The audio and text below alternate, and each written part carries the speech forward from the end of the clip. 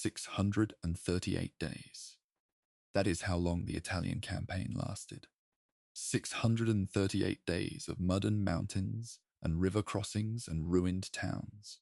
638 days in which roughly 60,000 to 70,000 Allied soldiers died. Americans, British, Canadians, Indians, New Zealanders, Poles, Brazilians, French, Moroccans, South Africans, and Italians fighting alongside the people who had, until recently, been their enemies.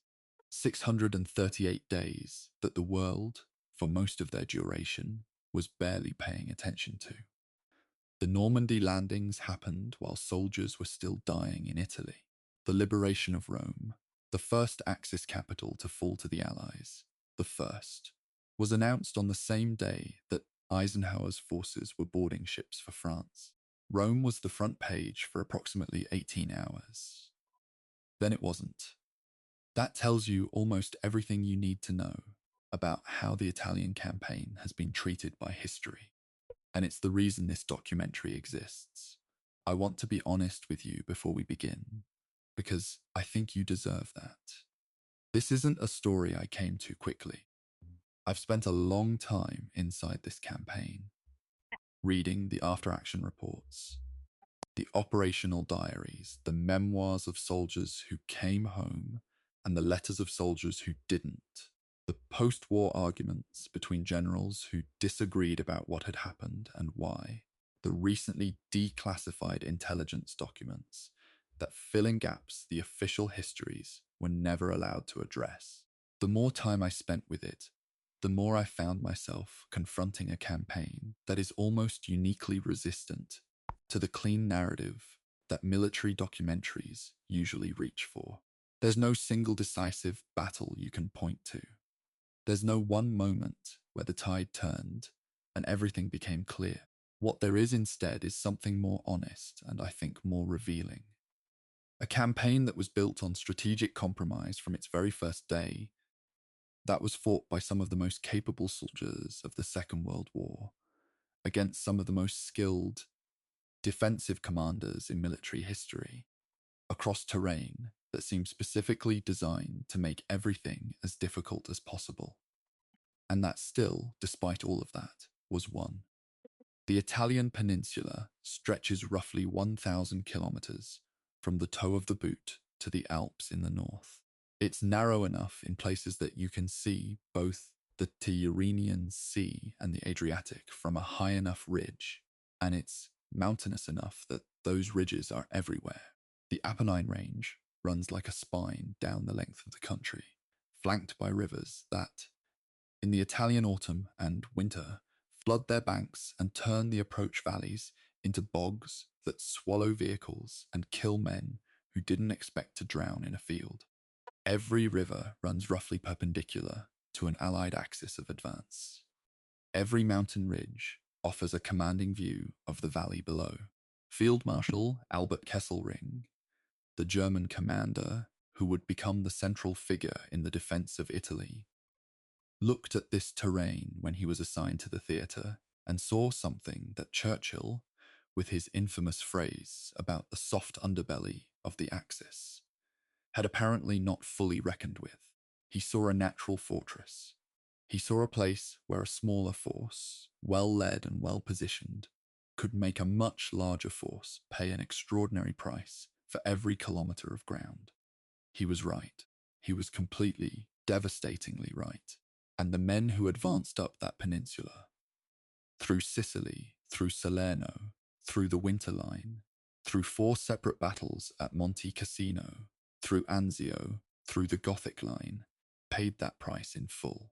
Let me tell you something about the men who fought this campaign, because I think they've been a little lost in the strategic debates that the Italian campaign tends to generate.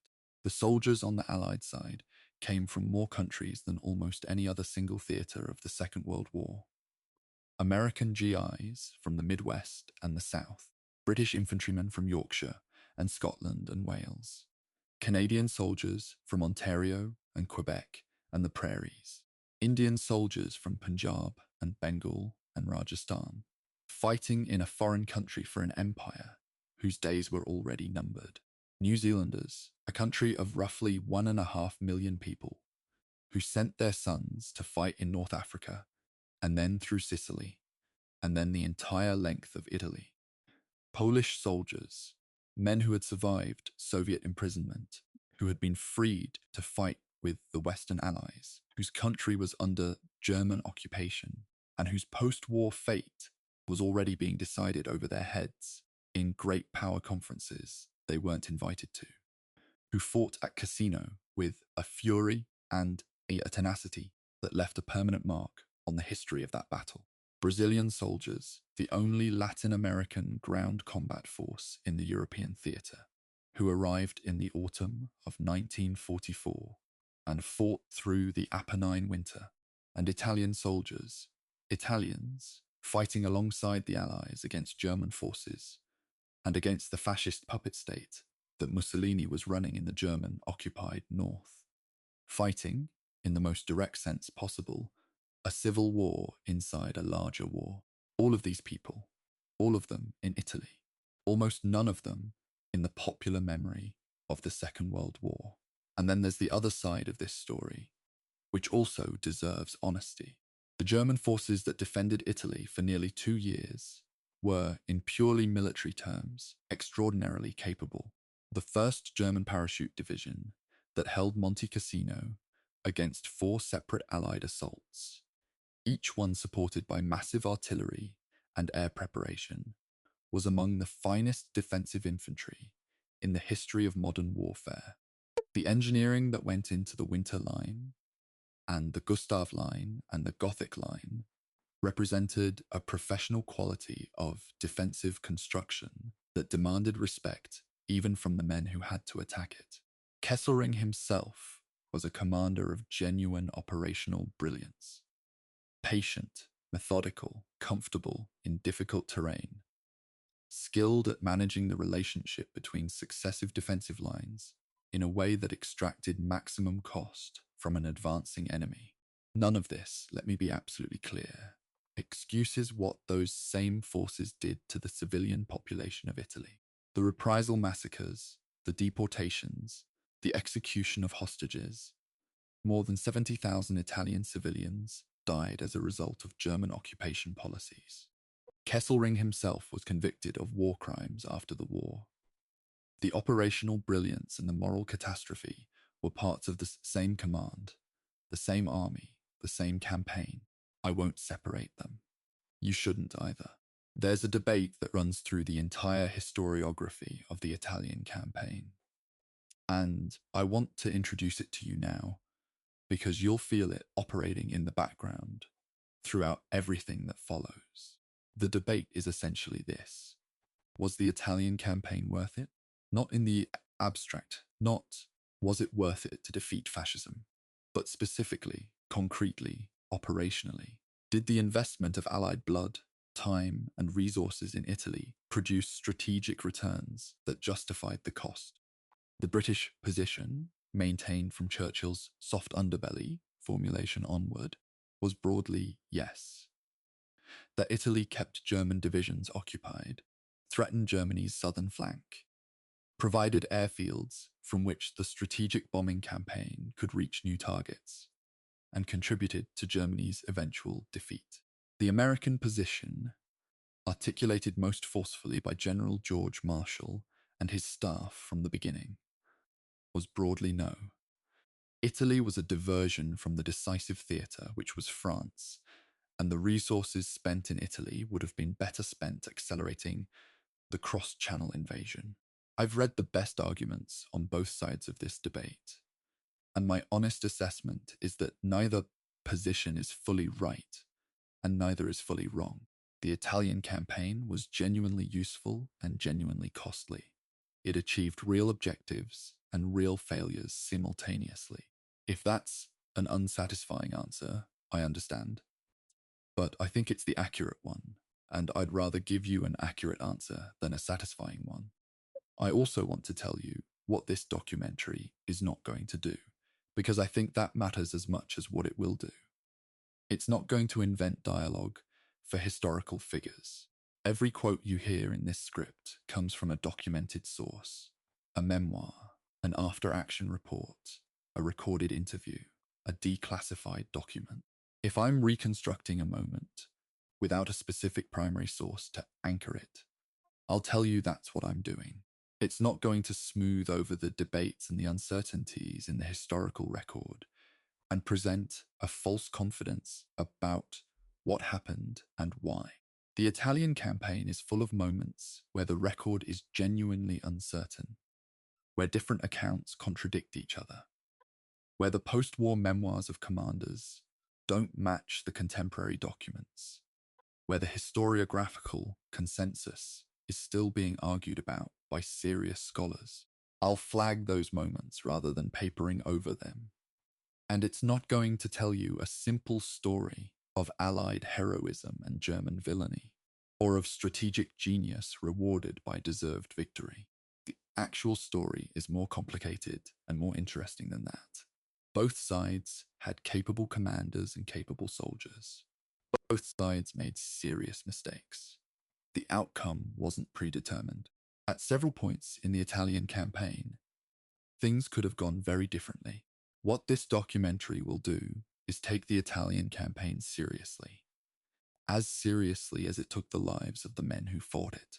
It will follow the campaign from its strategic origins at the Casablanca Conference in January of 1943, where British and American planners argued vehemently about whether to invade the Mediterranean at all, through the invasion of Sicily in July 1943, through the near disaster at Salerno in September, through the grinding battles of the Winter Line and the 4 assaults on Monte Cassino, through the trapped beachhead at Anzio, through the liberation of Rome that nobody noticed, through the battles for the Gothic line in the mountains and along the Adriatic rivers, through the winter stalemate of 1944 to 45, and finally through the spring offensive of 1945 that broke the German position apart and produced. On the 2nd of May, 1945, the first large-scale German surrender of the entire European war. 15 chapters, 638 days. The whole thing. I want to say one more thing before we get into the history itself. The Italian campaign is sometimes called a forgotten campaign. I've heard veterans use that phrase. I've seen it in the titles of books, and there's truth in it. The campaign doesn't occupy the space in popular memory that its scale and duration and cost probably warrant. But I want to gently push back against the word forgotten, because I don't think it's quite right. The people who were there haven't forgotten it. The families of the people who died there haven't forgotten it.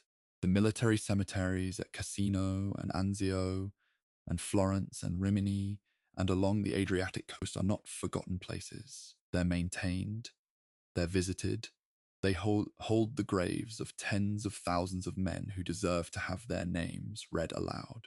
The Italian campaign hasn't been forgotten so much as it's been under-remembered, given less than it earned, placed in the footnotes when it belongs in the main text. That's what this project is trying to correct, not by making the campaign into something it wasn't, not by simplifying it or dramatizing it beyond its actual drama, but by looking at it fully, with the attention it deserves, for as long as it takes to do it justice. That time is now. The ships are at sea. The paratroopers are in the air. The night of the 9th of July, 1943, is dark and windy over the Mediterranean, and more than 150,000 men are about to land on the beaches of Sicily. Some of them won't come home. Most of them have no idea what the next 638 days will ask of them. Let's go with them. If you're watching this because you've been looking for a documentary about the Italian campaign that takes it seriously, that doesn't compress it into 30 minutes or reduce it to a sideshow, then you're in the right place. This is going to be long. Make yourself comfortable. Get a drink. And if, at the end of it, you find that you've developed the same respect for the men who fought this campaign that I have, then share it. Not for the numbers, for them. Click through. Stay with it. The history deserves that much. Chapter 1. The Casablanca Argument. Why Italy?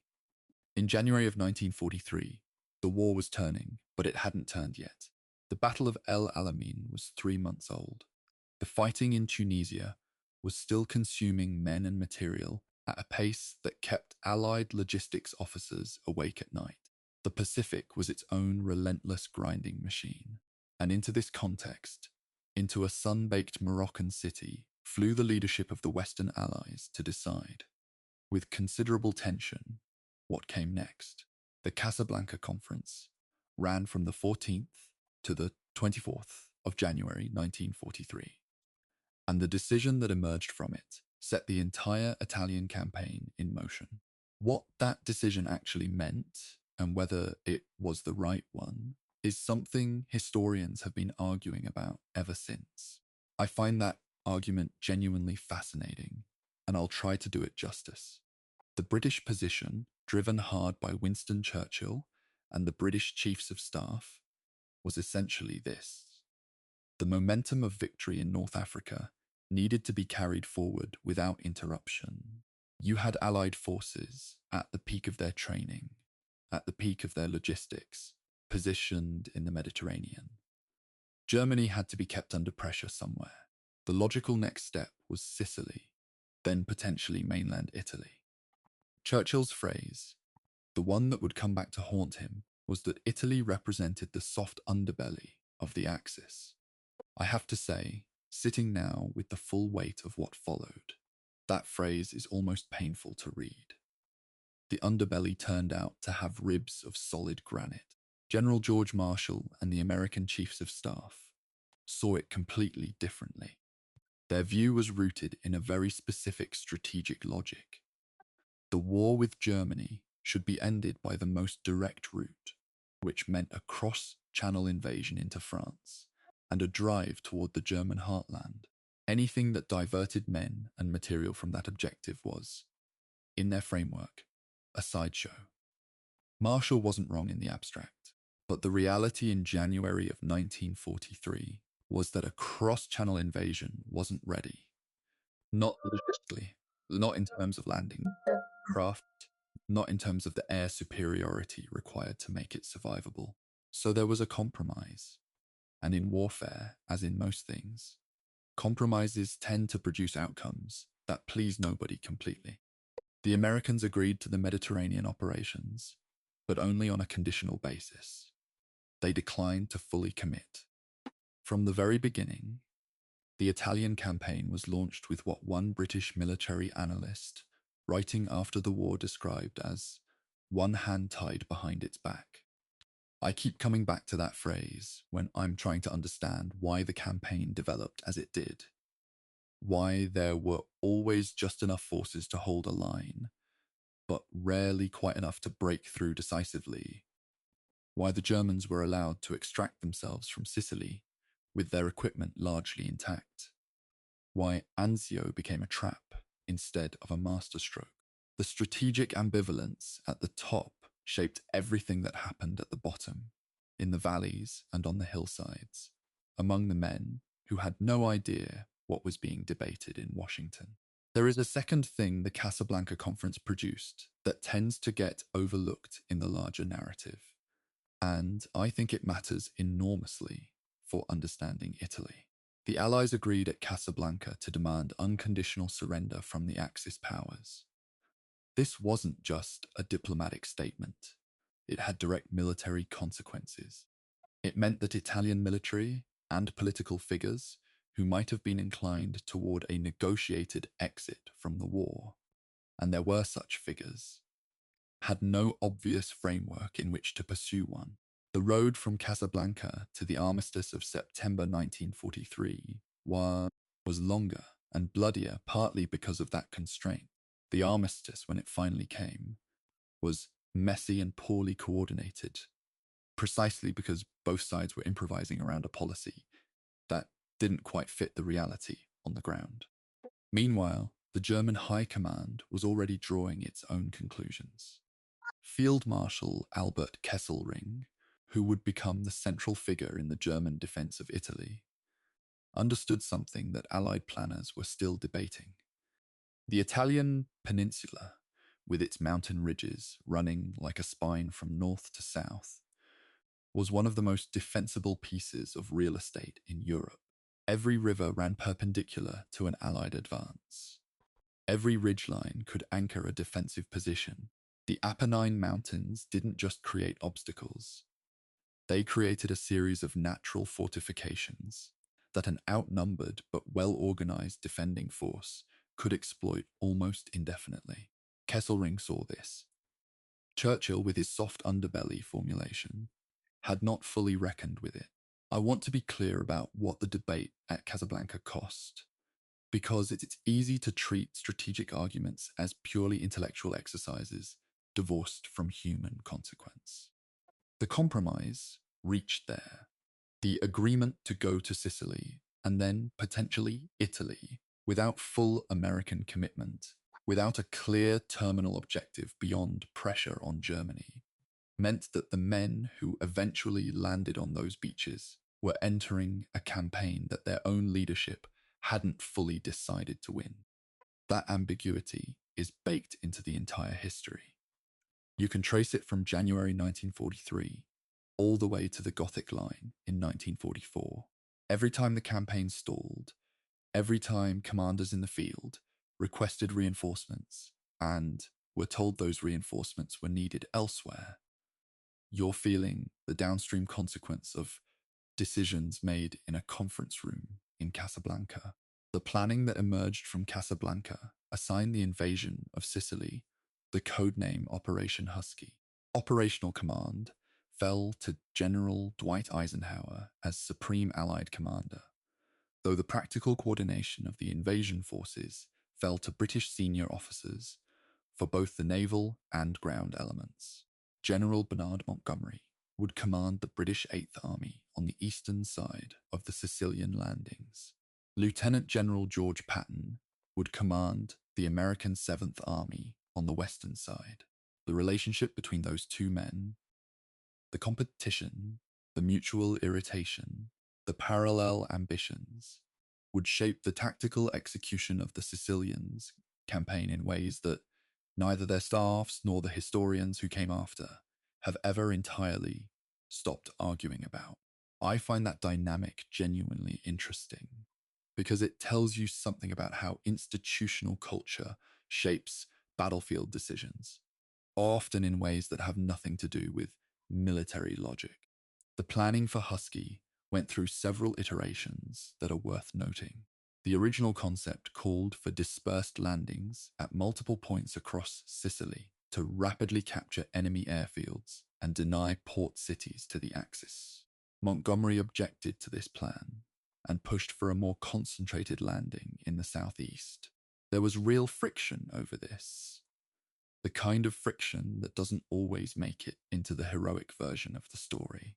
The final plan that was adopted called for landing the British and Canadians on the southeastern coast, while Patton's Americans came ashore further west, at three distinct points: Scoglitti, Gela, and Licata. More than 3,000 ships would be involved.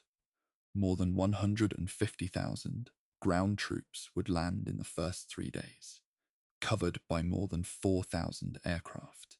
By any measure, this was an extraordinary logistical achievement. But extraordinary logistics don't guarantee tactical success.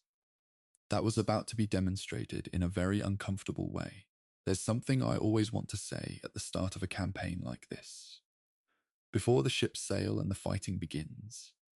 And it's this: the men who were about to land on Sicily had been trained, equipped, moved across an ocean and across a continent's worth of logistics, and told that this was the mission.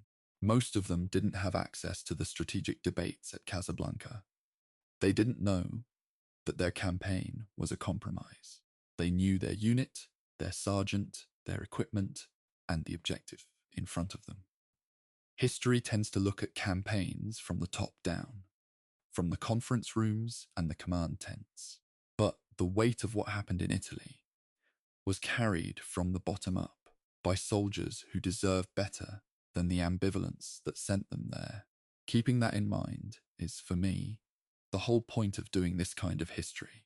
Chapter 2. Operation Husky, the invasion of Sicily. The night of the 9th of July, 1943, was not cooperative. A strong wind, force 2 to force 3 conditions by most accounts, was raising swells across the central Mediterranean, and the men packed into the landing craft were already cold, wet, and nauseous before the shooting started. The airborne landings that were supposed to precede the amphibious assault were already unraveling.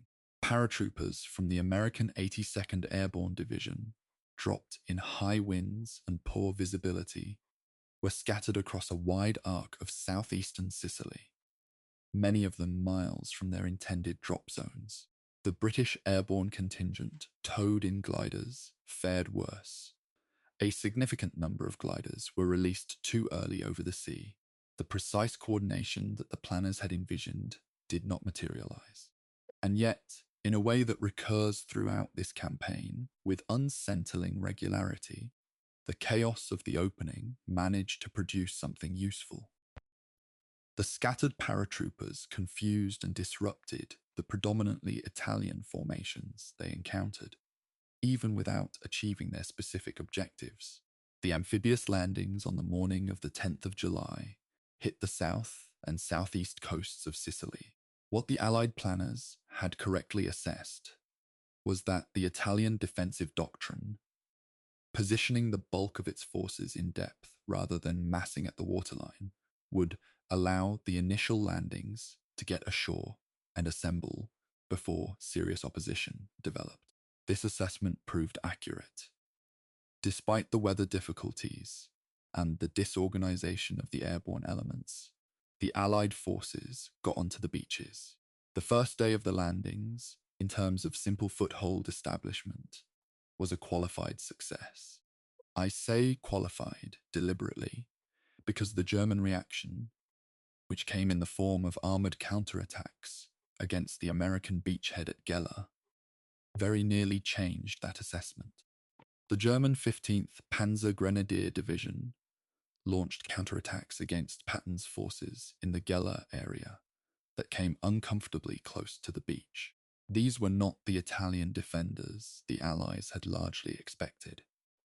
These were experienced German armoured units reacting with a speed that the Allied command had not fully anticipated. Naval gunfire support from the Allied fleet offshore played a significant role in breaking up those counterattacks. I want to pause on that point because it often gets compressed into a single sentence in broader histories. The sailors manning those guns offshore, making rapid targeting calculations against moving armoured targets on unfamiliar terrain, were performing a function that directly saved the beachhead. The coordination between the fleet and the ground forces in those first hours was not elegant, but it was sufficient. Sometimes, sufficient is what keeps a campaign alive. General Bernard Montgomery's British Eighth Army, landing on the southeastern corner of Sicily, pushed toward the key eastern port of Catania and the area around Mount Etna with early momentum. General Patton's Seventh Army, having secured its initial objectives in the southwest, moved aggressively toward the Sicilian capital of Palermo. Patton's forces captured Palermo on the 22nd of July, 1943. A swift, bold advance that made headlines and burnished Patton's reputation. Montgomery's advance up the eastern coast, however, had stalled. The ground around Mount Etna and the approaches to Catania funneled any advance into precisely the kind of terrain that heavily outnumbered defenders can exploit with maximum efficiency. The German units in Sicily, there were only 2 German divisions present at the outset, because German leadership still believed the main Allied assault might come at Sardinia or Corsica, had by mid-July been reinforced, and they were fighting very well. Here is where I find myself pausing over the maps and the timelines in a way that I think reveals something important about the campaign as a whole. The Allies had, on paper, an overwhelming advantage in Sicily. More ships, more aircraft, far more men than the Germans initially had on the island. And yet, the Germans managed to conduct a systematic fighting withdrawal toward the northeastern tip of Sicily that conserved the bulk of their strength. Between the 9th and the 17th of August, 1943, German forces executed an evacuation across the Strait of Messina, roughly 3 kilometers of water between Sicily and the toe of mainland Italy, moving their men and most of their heavy equipment across under heavy anti-aircraft cover over a period of 3 days, with minimal losses. The Allies failed to interdict this evacuation. The reasons are debated. The anti-aircraft defenses were genuinely formidable, and there were coordination failures between the naval and air components. But the bottom line is that the German forces that would defend mainland Italy included the veterans who had just fought the Sicilian campaign. That wasn't supposed to happen. The Sicilian campaign officially ended on the 17th of August, when Allied troops entered Messina. Operation Husky had taken 38 days from landing to conclusion. Allied casualties, American, British, and Canadian combined, totaled approximately 24,850. The Germans and Italians suffered significant losses as well, though precise numbers for the Italian side are complicated by the fact that Italian units surrendered in large numbers throughout the campaign. The fall of Sicily had a political consequence that no purely military calculation could have produced. On the 25th of July, 1943, Benito Mussolini was deposed by the Italian Grand Council and arrested on the orders of King Victor Emmanuel III. The first fascist government in the history of the world had been toppled. It was an extraordinary moment, and it immediately created a new and dangerously complicated problem for everyone involved. When Mussolini fell, the Germans didn't wait to see what happened next. Hitler's response was swift and methodical. He authorized the reinforcement of German forces in Italy and the occupation of key strategic points throughout the peninsula before any armistice with the Allies could be concluded. He also authorized the eventual rescue of Mussolini, who was being held at a mountain resort, and the establishment of a German-backed Italian puppet state, the Italian Social Republic, in the German-controlled north. So what you had from late July of 1943 onward was not a simple Allied versus Axis contest in Italy. You had a situation where Italy as a nation was fracturing. The official Italian government was secretly negotiating with the Allies. The Germans were deploying to block any Allied exploitation of that negotiation, and Mussolini's rump state was being assembled in the north. Italy was, in effect, sliding into civil war even as 2 major foreign armies prepared to contest its soil.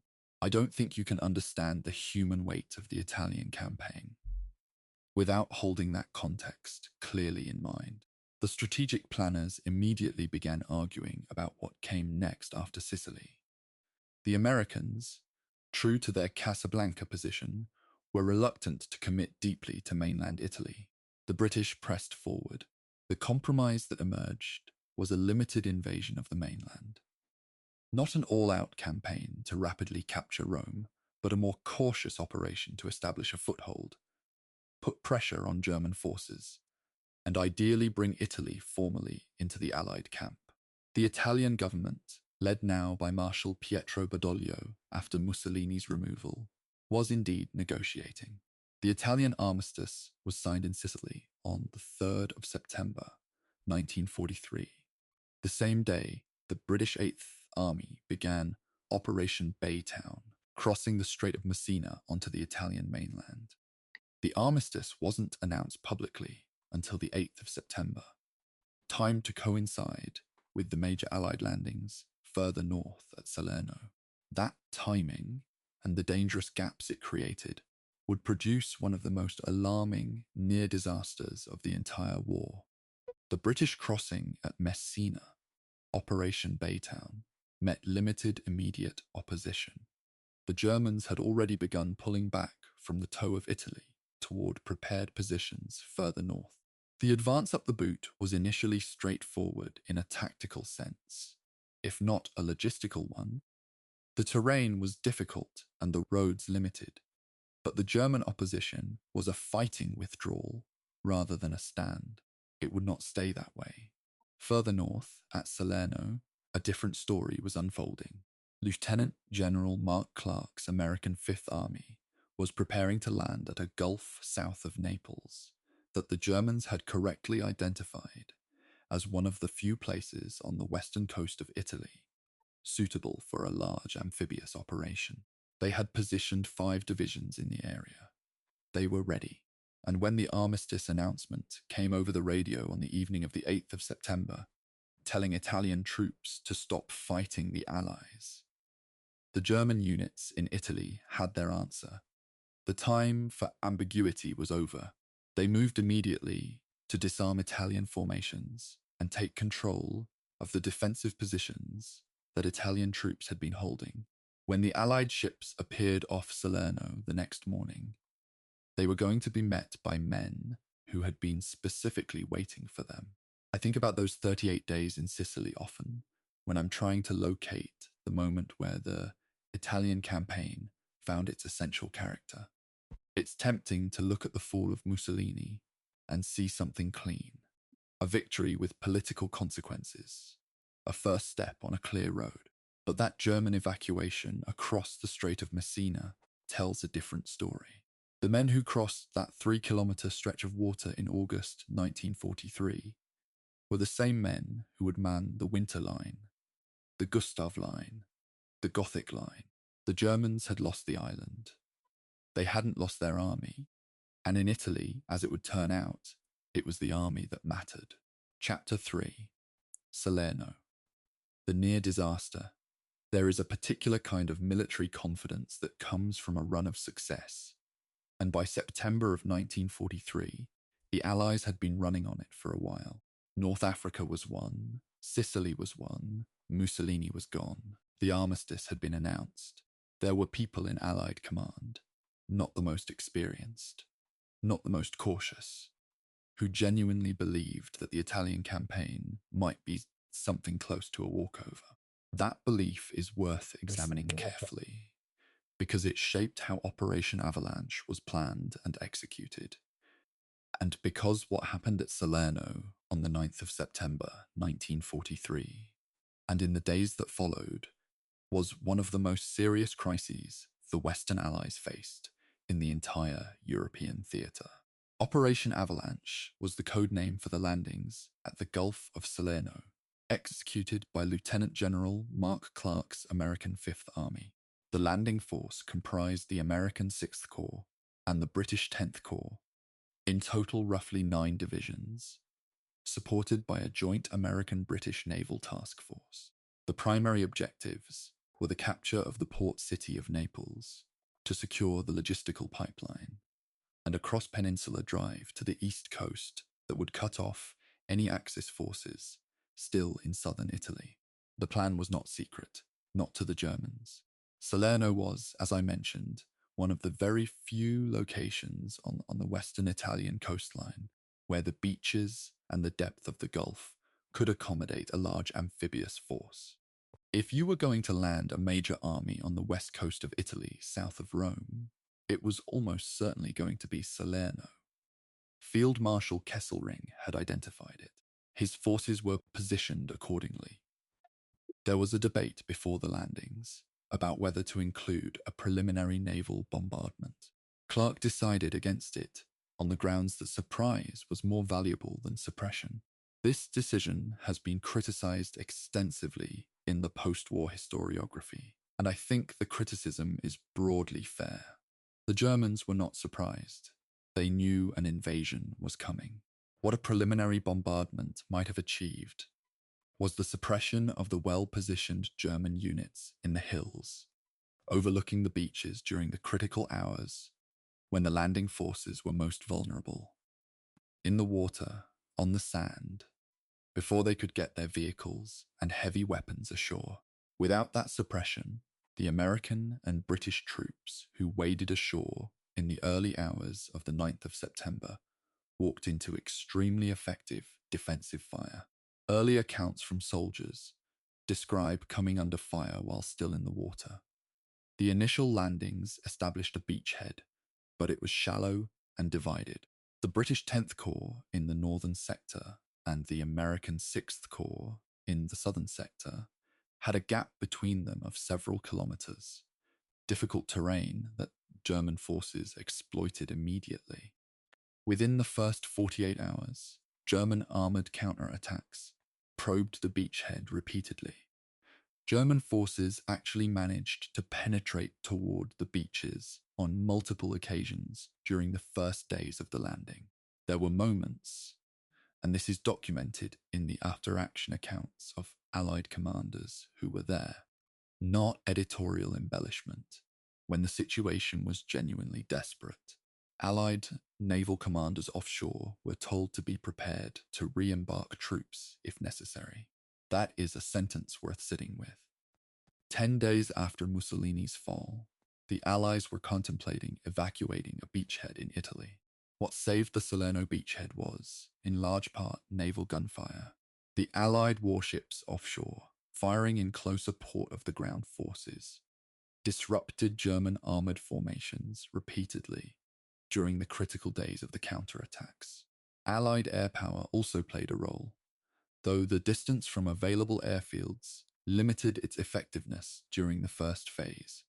Paratrooper reinforcements from the 82nd Airborne Division were dropped directly into the beachhead, a risky maneuver that helped stabilize the southern sector. The German 10th Army, which was conducting the counterattacks, was a powerful force, but it was not unlimited. Kessel's ring, characteristically pragmatic, recognized that the Allied beachhead had been reinforced to the point where destroying it would cost more than it was worth.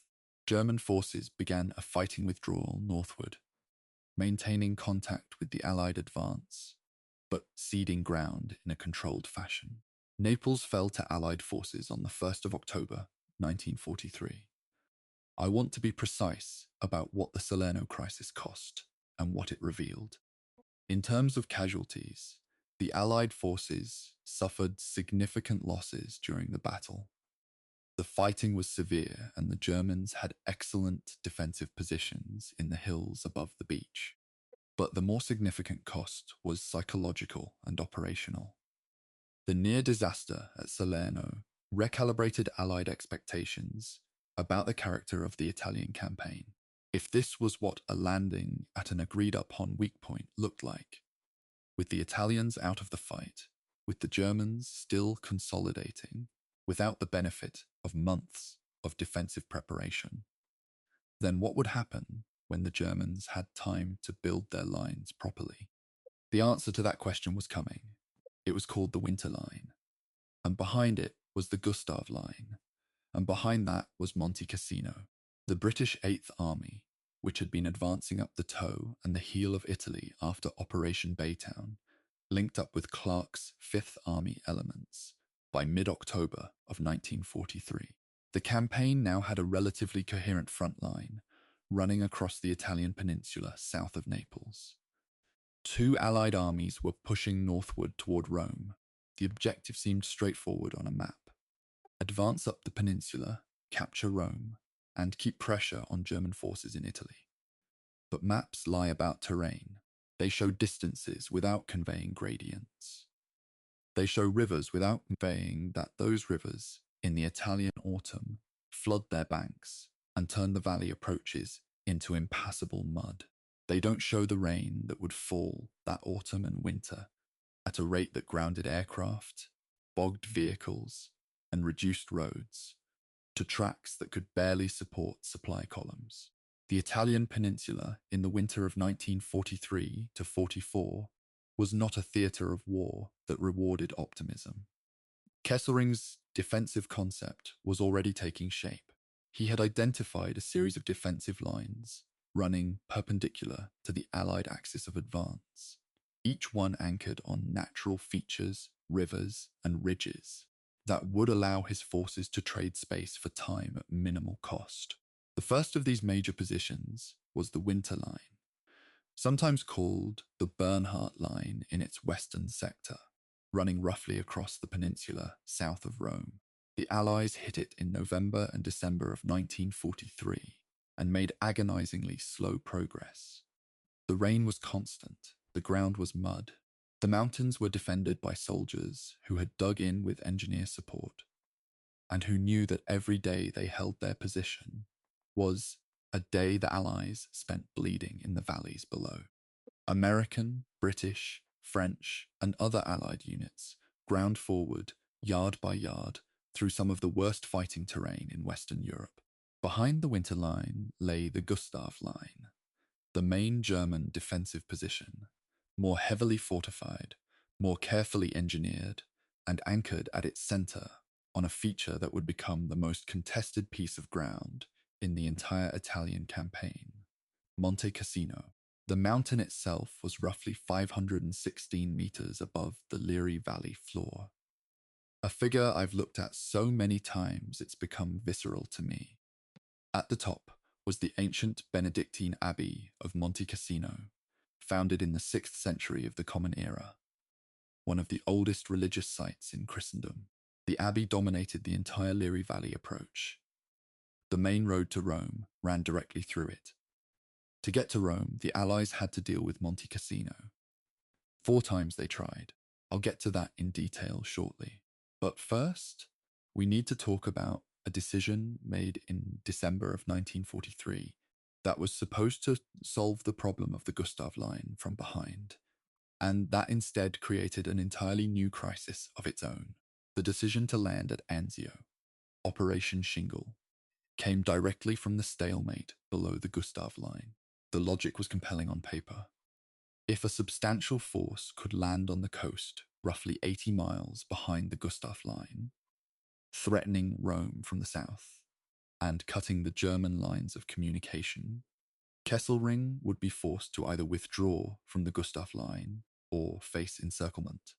Churchill, who had remained a champion of the Italian campaign despite its difficulties, pushed hard for Shingle. The planning was rushed. The forces allocated were debated at length. The execution, as we'll see, did not go as anyone intended. Salerno had been a near disaster that was saved.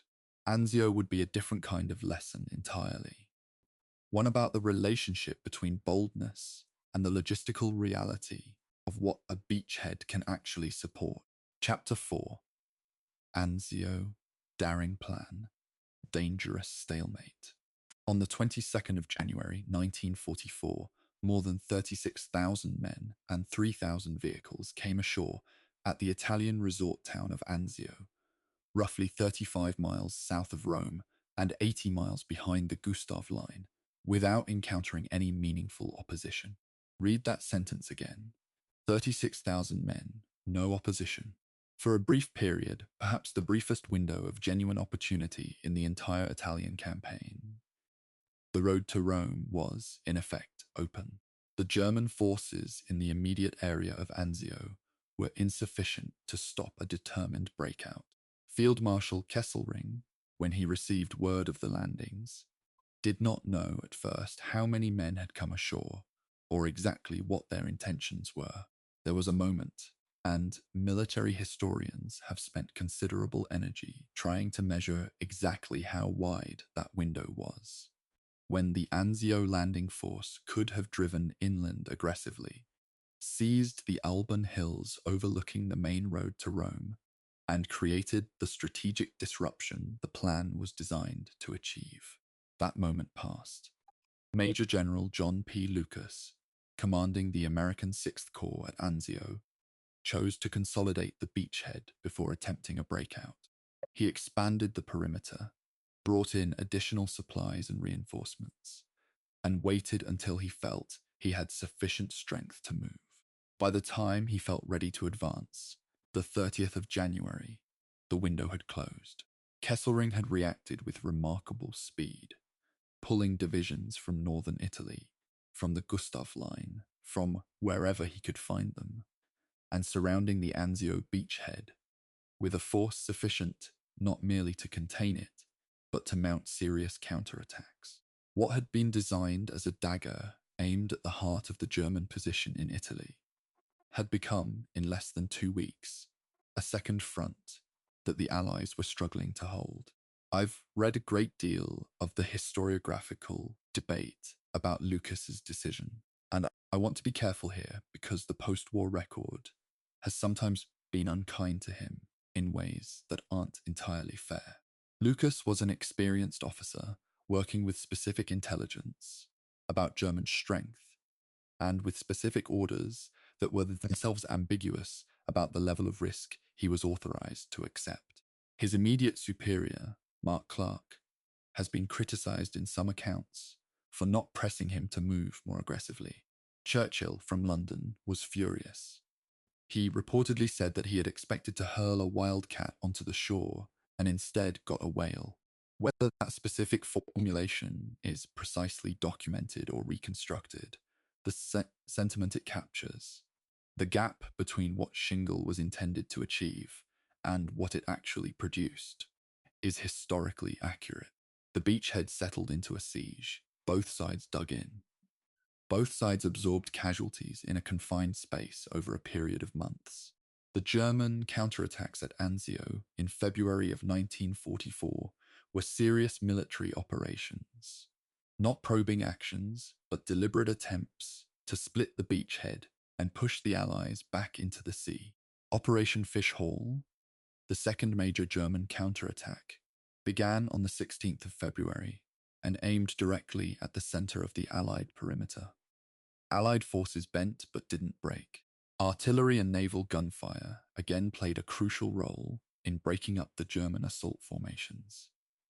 Allied air power, when weather permitted, hit German supply columns and assembly areas.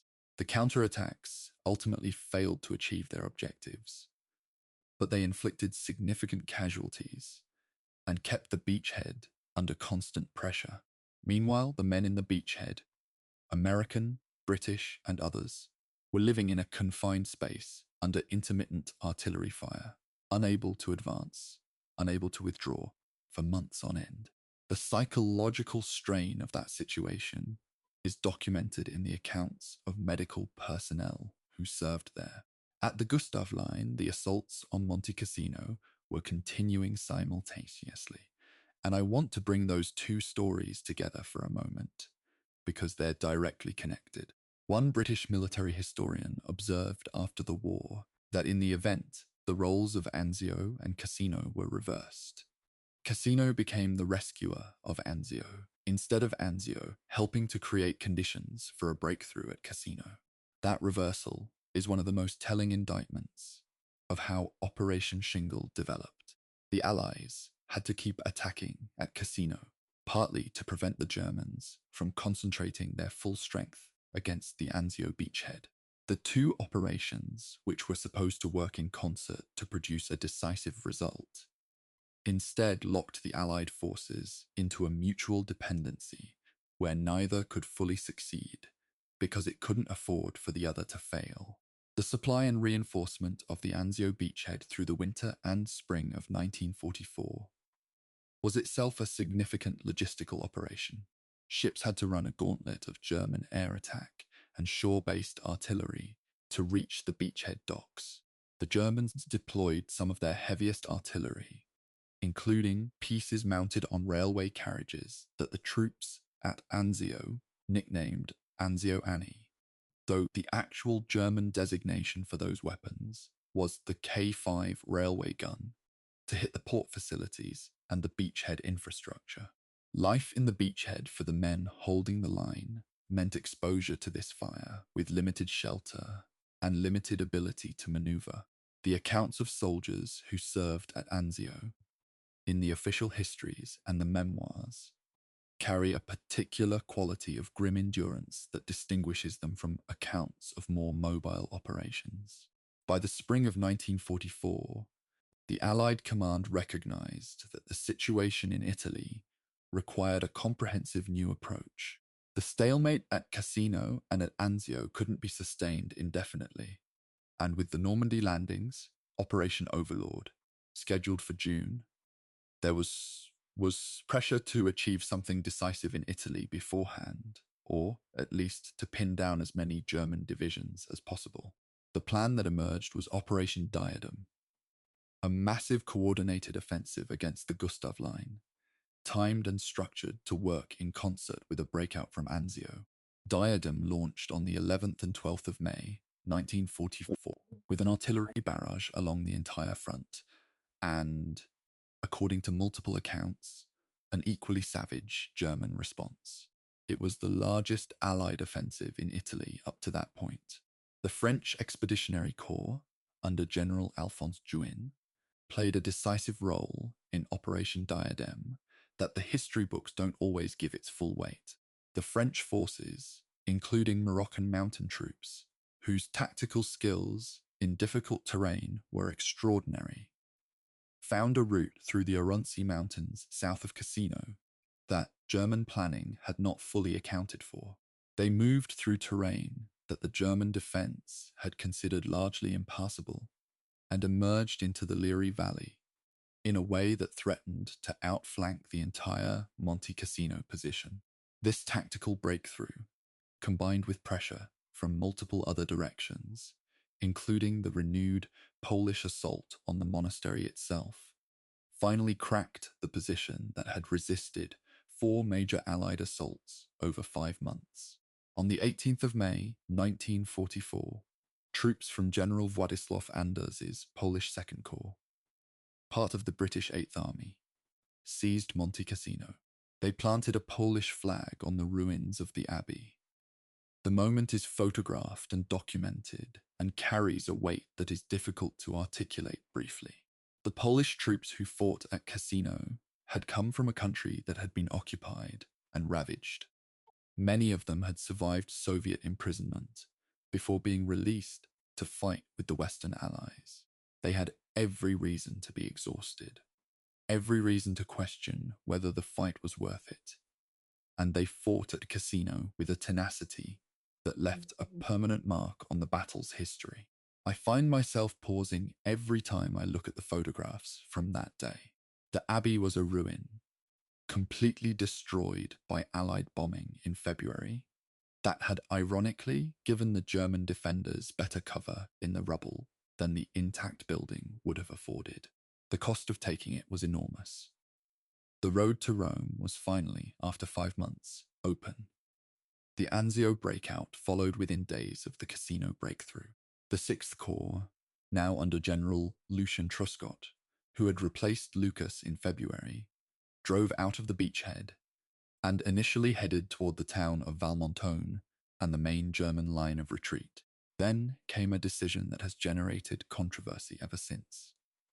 Mark Clark apparently determined that the Fifth Army, his army, should enter Rome rather than allowing the British to get there first, redirected the main axis of the breakout toward Rome itself rather than pursuing the encirclement of the retreating German forces. German 10th Army escaped relatively intact. Rome was liberated on the 4th of June, 1944, a genuine moment, the first Axis capital to fall to the Allies. But the German armies that should have been trapped were moving north to fight again. 2 days later, on the 6th of June, the Normandy landings began, and the liberation of Rome disappeared from the front pages almost immediately. Chapter 5, Monte Cassino. The 4 battles Monte Cassino deserves its own chapter. I've alluded to it several times already. But the 4 battles for that position, between January and May of 1944, represent something unique in the Italian campaign. A concentrated point of failure and eventual success that encapsulates every tension in the wider struggle. The terrain, the strategy, the controversial bombing decision, the multinational character of the Allied forces, the tenacity of the German paratroopers who defended the position, all of it is compressed into a relatively small piece of ground, a mountain above a valley, with an ancient abbey at the top. I've spent more time studying Cassino than almost any other single engagement in this campaign, and I still find it genuinely difficult to convey the grinding human cost of those months. The First Battle of Cassino began in January of 1944 as part of the broader Allied offensive intended to support the Anzio landing. The American Second Corps attacked the Gustav Line in the Cassino sector, while the Sixth Corps was landing at Anzio. The plan was for the two operations to work together. The Gustav Line assault would prevent the Germans from concentrating against the Anzio beachhead, while the Anzio landing would threaten the German rear and force a withdrawal from Cassino. As we've seen, the Anzio element stalled, which meant that the Cassino fighting continued without the relief that was supposed to come from the landing behind the line. The American units attacking in January were pushed back with heavy casualties. The terrain below the Cassino position, particularly the approaches across the Rapido River, was as difficult as any fighting terrain in the European theatre. The Battle of the Rapido River, where the 36th American Division suffered devastating losses attempting to cross under direct fire, is documented in accounts that are painful to read. The Second Battle of Cassino, in mid-February of 1944, introduced the decision that has generated more historiographical controversy than almost any other in the Italian campaign: the bombing of the monastery. The ancient Benedictine abbey sat at the summit of the mountain, and Allied commanders had convinced themselves, based on intelligence reports that were disputed at the time and have been disputed ever since, that the Germans were using it as an observation post, if not as an active defensive position. The senior New Zealand commander in the sector, Lieutenant General Bernard Freyberg, pressed for its destruction. His argument was that he could not ask his men to assault a position with a potentially fortified building at its summit. The Abbey of Monte Cassino, founded in the 6th century of the Common Era, was demolished by Allied bombing on the 15th and 16th of February 1944. The destruction of the abbey was a catastrophe, and not in the way the planners had intended. German paratroopers of the 1st Parachute Division, who had not been occupying the abbey, moved into the ruins after the bombing and found that the rubble created better defensive cover than the intact building would have. Subsequent Allied assaults up the mountain achieved little despite heavy casualties. The third battle, in mid-February, involved New Zealand and Indian troops in a series of attacks on Cassino Town at the foot of the mountain. The town had to be taken before the mountain assault could proceed. Those attacks stalled in the ruins of the town itself, in a close range, building by building battle that consumed two elite formations at enormous cost. The fourth battle would eventually succeed in May, but 5 months of failure had preceded it. I want to say something about the 1st German Parachute Division, because understanding Monte Cassino requires understanding them. These were not ordinary defenders. The German paratroopers, the Fallschirmjäger, who held Cassino, were among the most skilled defensive fighters in the German order of battle. Their commander in the Cassino sector was Major General Richard Heydrich, and his troops had been defending positions in this part of Italy since the autumn of 1943. They knew the terrain with the intimacy of men who had spent months in it. They had fortified every approach, had pre-registered artillery on every likely avenue of advance, had built defensive positions in the ruins of both the monastery and the town that were extraordinarily difficult to locate and neutralize. The post-war German accounts of the Cassino fighting, which I've had translated and cross-referenced with Allied accounts, describe the defense as sustained by a combination of tactical skill, engineered position, and what I can only call professional stubbornness.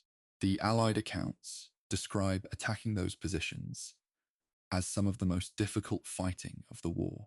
The Third Battle of Cassino in March of 1944 featured one of the heaviest concentrated bombing attacks on a tactical position in the Second World War. Allied bombers dropped hundreds of tons of bombs on Casino Town in a preliminary bombardment before the ground assault. The bombing was supposed to neutralize the German positions in the town. What it actually did was turn the town into a rubble field that made vehicle movement almost impossible and provided the German paratroopers with even more defensive cover. The attack failed. New Zealand and Indian troops, fighting in the ruins, came heartbreakingly close to success in some sectors. The account of Indian troops on Castle Hill, meters from a position that would have allowed them to dominate the town, is one of the most arresting small unit stories in the campaign, but couldn't consolidate. The battle had to be called off. Between the third and fourth battles, the Allies regrouped, reinforced, and planned Operation Diadem. General Harold Alexander, commanding the 15th Army Group, restructured the Allied positions, secretly moved the Canadian Corps and other forces to the Casino front, and devised a plan that would attack the Gustav Line simultaneously across a broad front rather than focusing on the Casino position alone.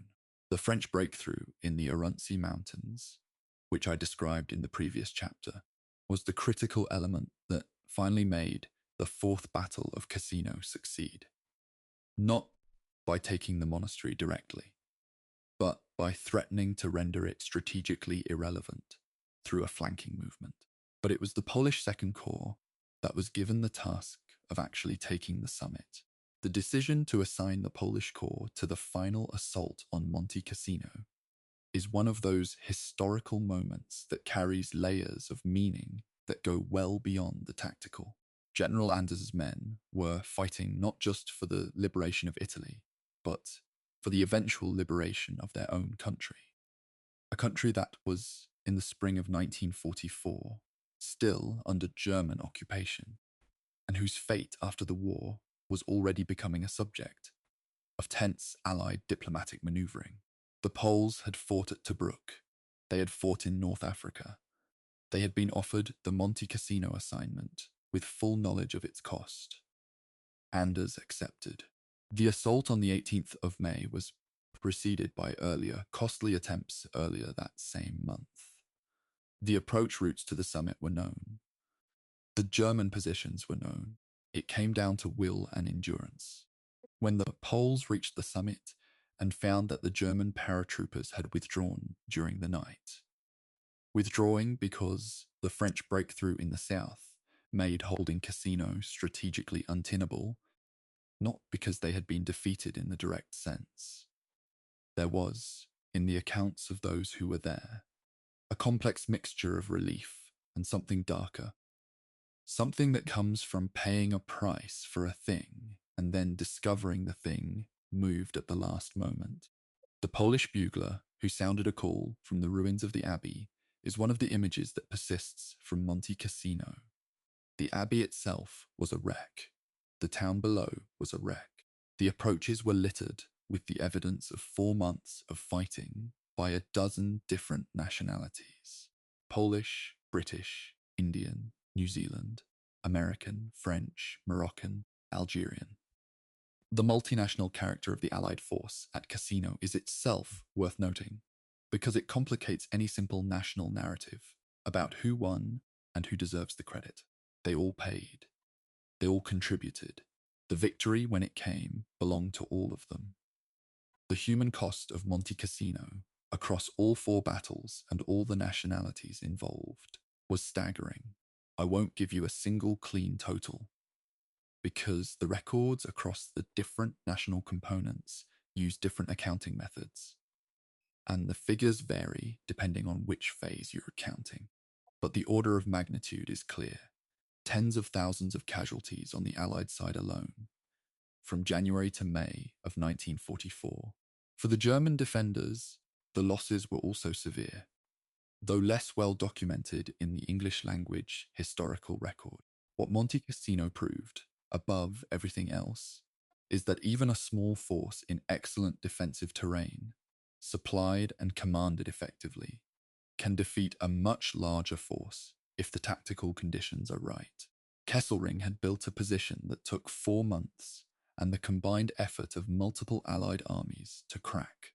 He would try to do the same thing again, further north, on a line that he called the Gothic Line. That's where this story goes next. Chapter 6, The Road to Rome and the Race to the Gothic Line Rome, was liberated on the 4th of June, 1944. It was a historic moment. The first Axis capital to fall in the war, a city of 2.5 millennia of continuous history, entered by Allied troops who had spent months earning the right to walk its streets.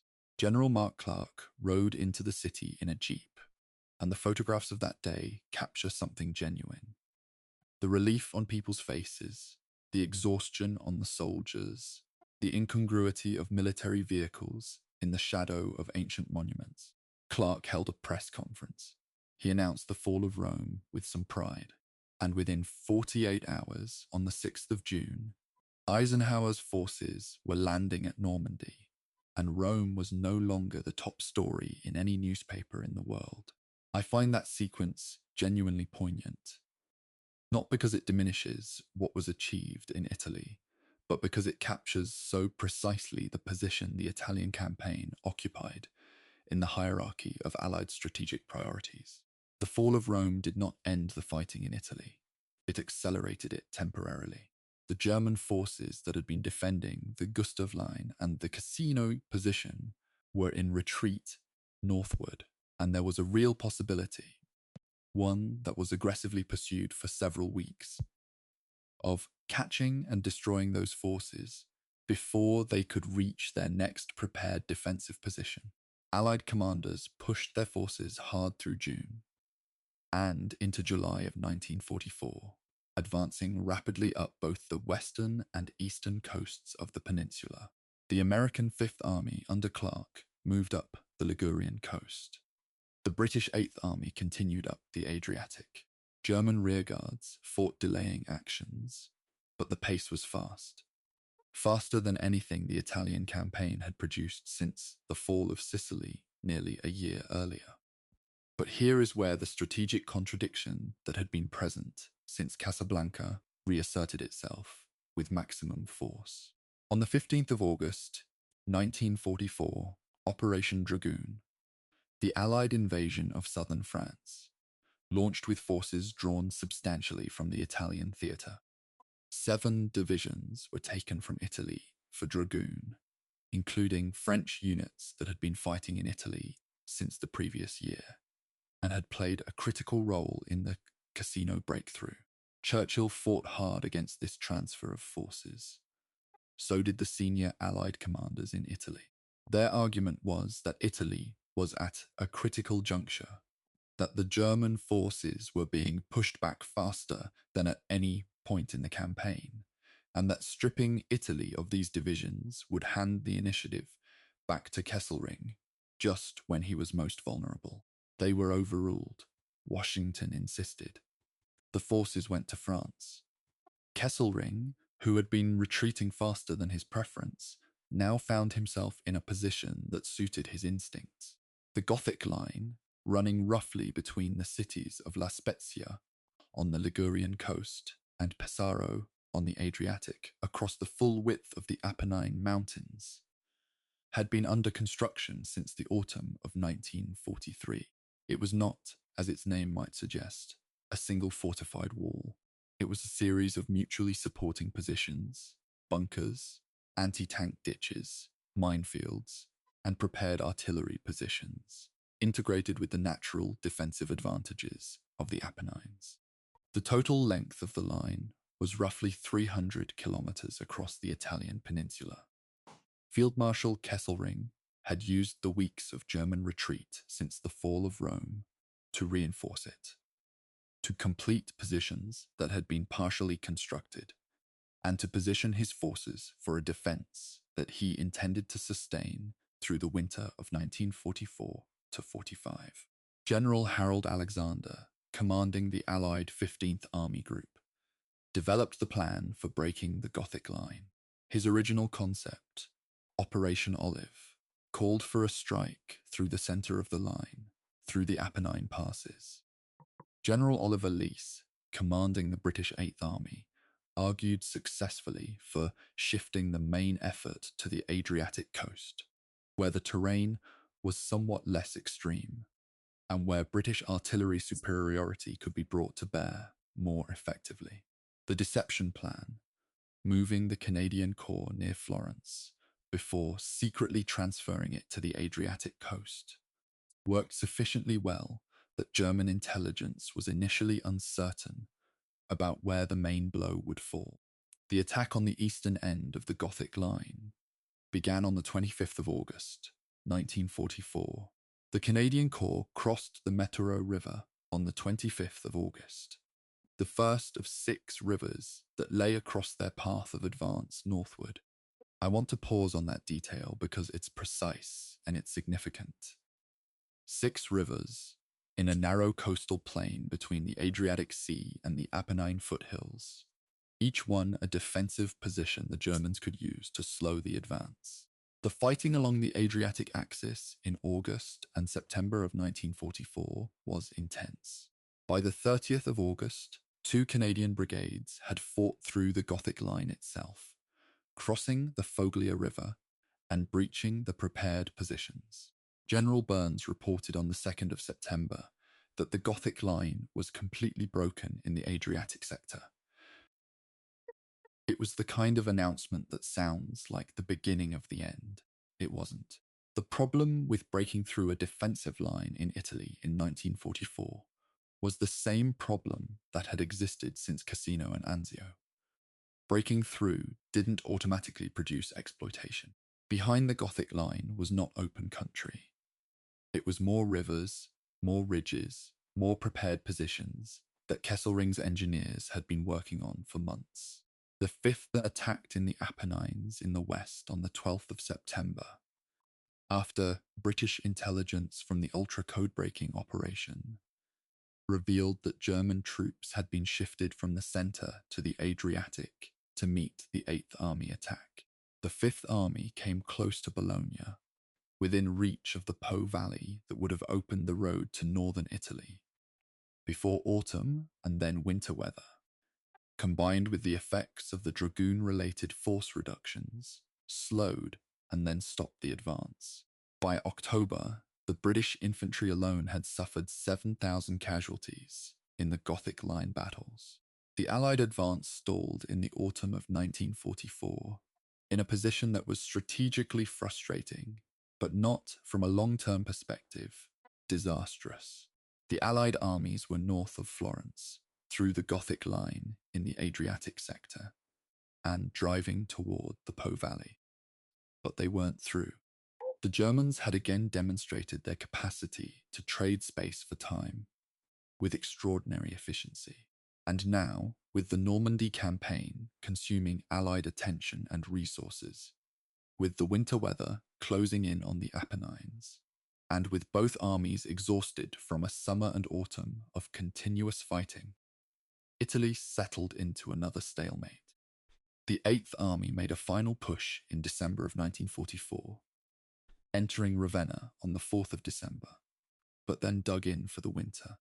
The final chapter of the Italian campaign, the spring offensive of 1945 that would finally break the German position and bring the war in Italy to its end, was several months away. I think about the men who spent that winter in the Apennines and along the Adriatic rivers. They'd come from North Africa, or from Britain, or from Canada, or from Poland, or from India, or New Zealand, or Brazil, or South Africa. The Italian campaign drew soldiers from a more genuinely international coalition than almost any other theatre of the war. They'd fought through Sicily in the summer heat, through Salerno's crisis, through the mud of the winter line, through 4 battles at Cassino, through the liberation of Rome that nobody in the world seemed to notice, through the summer advance, and now through the Gothic Line. And they were being told to wait for spring. The Italian campaign asked more of the men who fought it, for longer and with less recognition, than almost any other operation in the Western Allied effort. The spring of 1945 would vindicate them. But that vindication was still months away, still on the other side of the winter, still waiting. Chapter 7. Kesselring, the architect of delay. There is a particular kind of general who doesn't appear in the mythology of war as frequently as he should. Not the man who wins decisive battles with bold strokes, not the hero of the breakthrough or the encirclement. Instead, the man who takes a losing position and makes it cost far more than it was supposed to. Albert Kesselring was exactly that kind of general, and understanding the Italian campaign without understanding him is like trying to understand a chess match by only watching one player. He was born in Bavaria in November of 1885, a man whose formative military years were spent in the First World War artillery, who then transitioned to the Luftwaffe in the 1930s when Germany was rebuilding its military, and who by 1943 had risen to command all German forces in the Italian theatre. He was intelligent, resilient, and possessed of a defensive instinct that was, in the Italian terrain, essentially perfect for the situation he'd been handed. When Hitler and his generals debated the strategy for defending Italy after the Sicilian defeat, there were two broad options. The first, championed by Field Marshal Erwin Rommel, who commanded a separate German force in northern Italy, was to write off the south, concentrate forces north of the Apennines, and build a shortened defensive line that would be easier to hold. The second, Kesselring's view, was to fight for every inch of southern and central Italy, using the terrain to impose maximum casualties on the advancing Allies and buying time. Hitler eventually sided with Kesselring, and the events of 1943 and 44 vindicated that choice in the narrowest operational sense. The Germans held central Italy for nearly 2 years at a cost that was genuinely extraordinary in terms of Allied blood and time. Whether that was the right strategic choice for Germany is a different question. It was, in the end, a form of prolonged defeat. But as an exercise in defensive military art, it was formidable. I've spent time working through the German side of the Italian campaign, the translated after-action reports, the post-war interrogation records, the memoirs of German officers. And what strikes me consistently is Kesselring's methodical approach to terrain analysis. He didn't just look at a map and say, defend this river.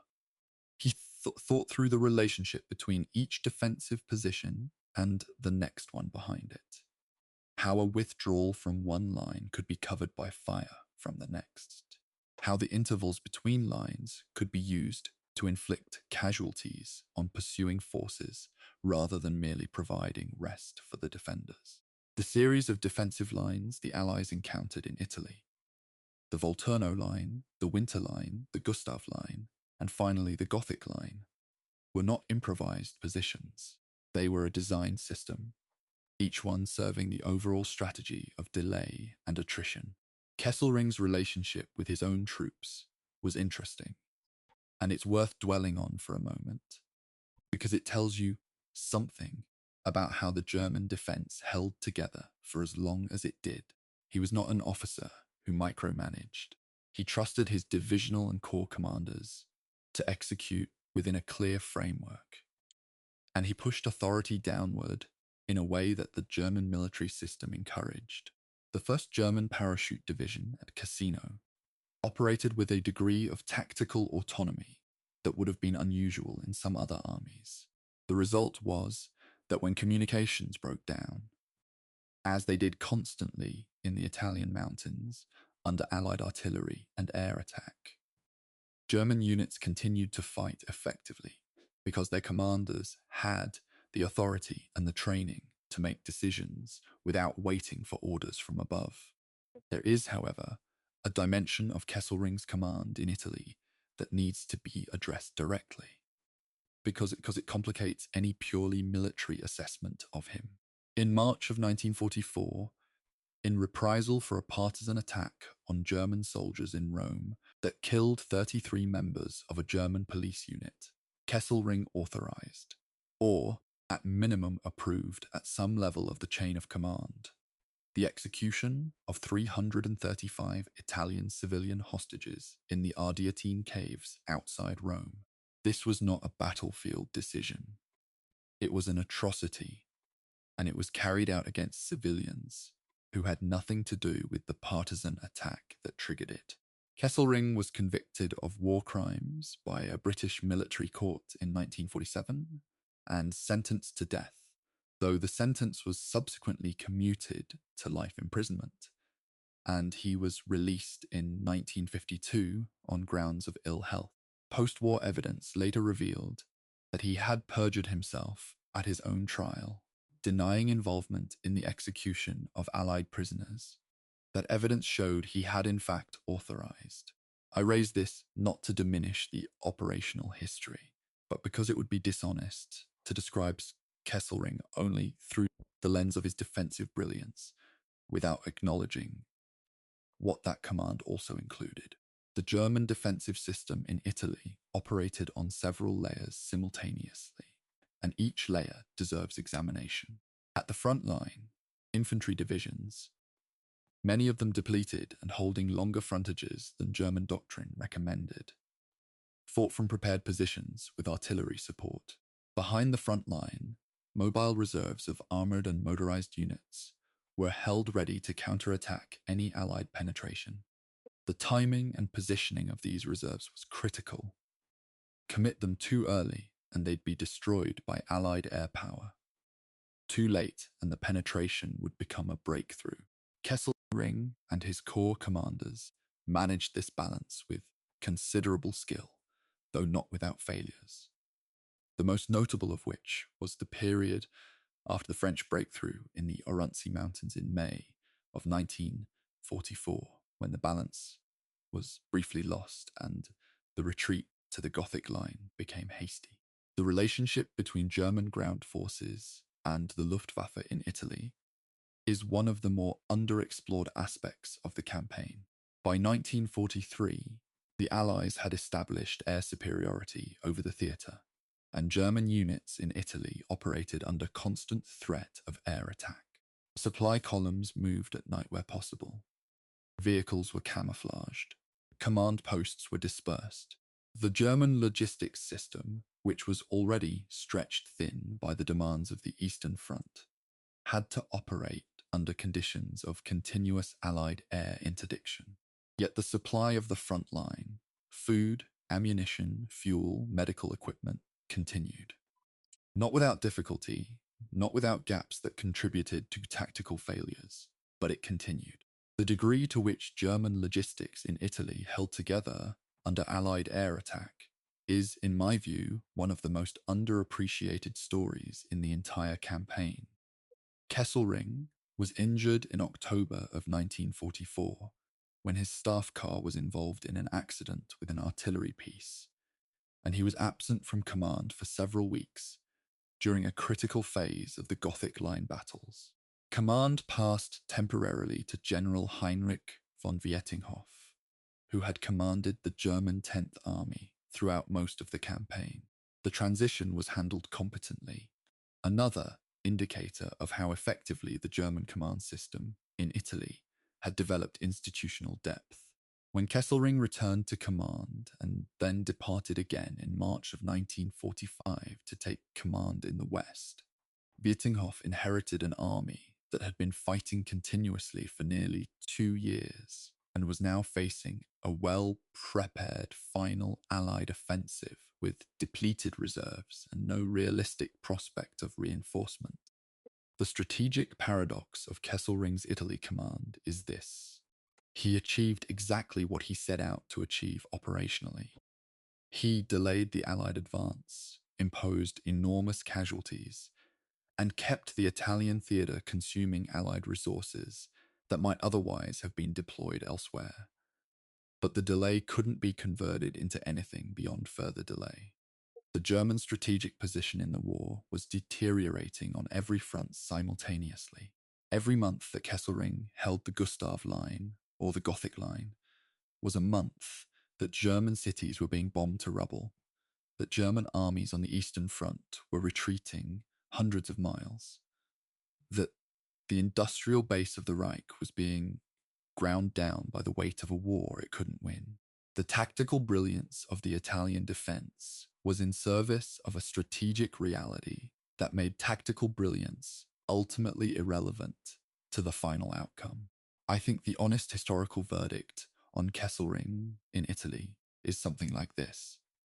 He was one of the most effective defensive commanders of the Second World War, operating in terrain that suited his methods perfectly, with troops who were superbly trained and often individually courageous, and he used all of those advantages to maximum effect.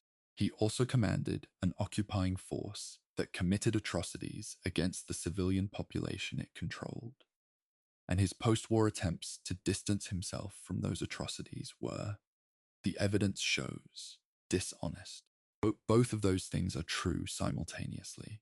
Military history sometimes wants to separate the operational genius from the moral record, to evaluate the general on the battlefield and leave the rest in a different chapter. I don't think that separation is honest or useful. Kesselring in Italy is inseparable from all of it. The ridgelines and the river crossings and the caves outside Rome. Chapter 8. The Allied armies. Who actually fought in Italy? One of the things that gets compressed out of the standard narrative of the Italian campaign is the genuine multinational character of the Allied force. When people think of the Allies in Italy, they tend to think of Americans and British. That's a significant underrepresentation of the reality. The 15th Army Group, which commanded all Allied ground forces in Italy from 1943 to 1945, included at various times soldiers from the United States, the United Kingdom, Canada, New Zealand, Australia, South Africa, India, Poland, France, Morocco, Algeria, Tunisia, Brazil, and Italy itself, among others.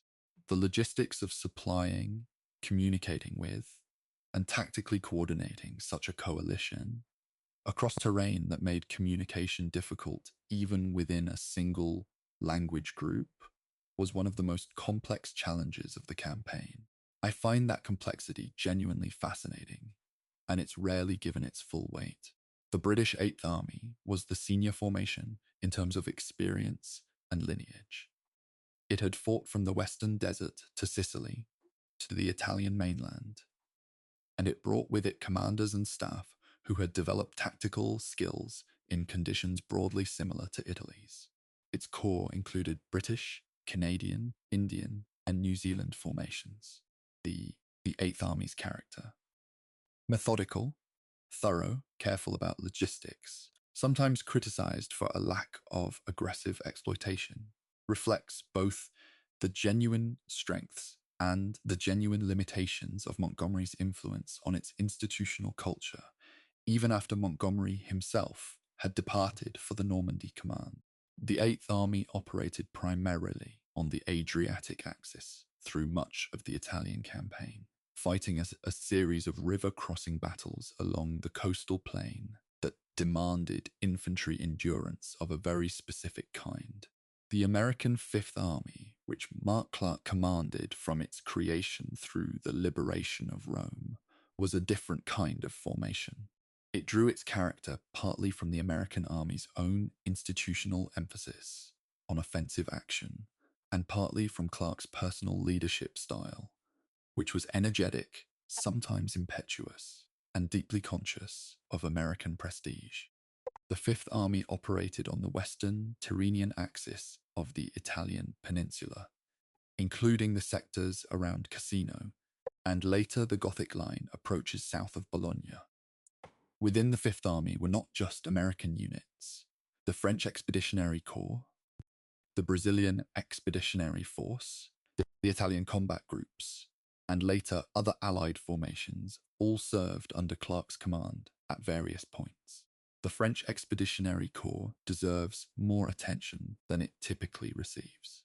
Under General Alphonse Juin, the French forces included not only metropolitan French units, but also Moroccan and Algerian troops who brought tactical skills in mountain terrain that were, in the Italian environment, genuinely extraordinary.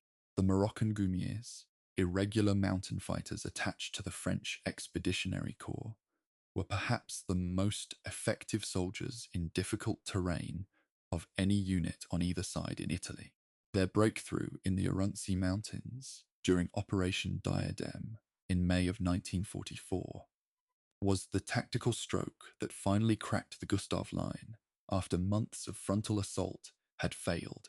The French contribution to the Italian campaign is chronically underrepresented in the English language historical literature, partly because the French political narrative of the war gravitates toward Normandy and the liberation of France itself, and partly because the reintegration of French forces into French national memory in the post-war period was complicated by the colonial dimensions of who those forces actually were. The Polish Second Corps under General Władysław Anders is another formation whose story in Italy is frequently reduced to a single dramatic moment, the taking of Monte Cassino, when the full arc of their service was much longer and harder. The Polish Corps fought from Cassino northward through the summer and autumn of 1944, participating in the advance on the Adriatic coast, and was still fighting when the war ended in May of 1945. The men of the Polish Corps were, in a meaningful sense, fighting without a homeland. Poland was under German occupation, and the political settlement emerging from the Great Power Conferences of 1944 and 45 made it increasingly clear that post-war Poland would not be the independent state for which they were ostensibly fighting. General Anders knew this. His troops knew it. They fought anyway, with a consistency and quality that was recognized by Allied commanders across the campaign. The Indian formations, several divisions from the British Indian Army, made up a significant proportion of the Eighth Army throughout the Italian campaign. These units, drawn from across the subcontinent and officered by a mixture of British and Indian officers, fought in some of the most demanding sectors of the Italian front, including the Third Battle of Cassino, where Indian troops came agonizingly close to success in the attack on Castle Hill. Their story is complicated in the post-war record by the politics of Indian independence and the subsequent separation of the British Indian Army's history into competing national narratives. The soldiers who fought in Italy didn't have the luxury of that retrospective complexity. They had the mud and the mountains and the German positions above them. The Brazilian Expeditionary Force, roughly 25,000 men, entered the Italian campaign in the autumn of 1944, fighting under the American Fifth Army in the Apennine sector. Brazil was the only Latin American nation to contribute ground combat forces to the European theatre of the Second World War, and its contribution is almost entirely absent from the English language popular history of Italy.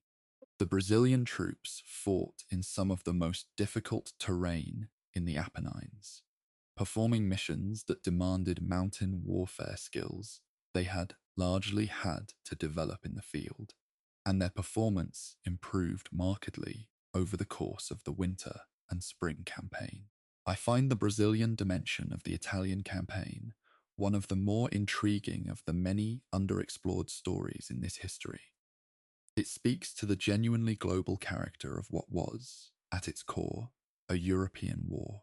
The Italian combat groups, formed from units of the reformed Italian army after the armistice, represent perhaps the most politically complex element of the Allied coalition in Italy. Italian soldiers were fighting alongside the Allies against German forces and against the Italian Social Republic that had been set up by Mussolini in the German-controlled north. This was, at least in part, an Italian civil war conducted within the framework of a larger Allied military campaign. The combat groups were built around the nucleus of the Italian army units that had been in the south when the armistice was signed, and they expanded as more men became available and as the reformed Italian state found its military footing. They fought with competence in the final phases of the campaign, particularly in the Gothic Line and spring offensive operations, though their role was carefully managed by Allied commanders who were appropriately cautious about the reliability of forces whose institutional loyalties had been recently and traumatically tested. Allied logistics in Italy, the business of getting food, ammunition, fuel, medical supplies, and replacement soldiers to units fighting in mountain terrain with limited road networks, was a constant challenge that shaped tactical possibilities more directly than almost any other factor. The Italian peninsula's road network was concentrated in the coastal plains and the few major valley routes. As Allied forces advanced into the Apennines, the road network thinned. In winter, mountain roads closed under snow and ice. In spring, they flooded.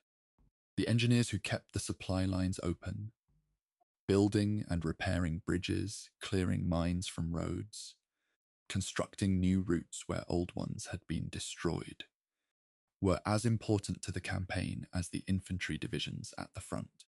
The history of Allied engineering in Italy is one of those deeply unglamorous subjects that turns out, on close examination, to be absolutely central to understanding how the campaign actually worked.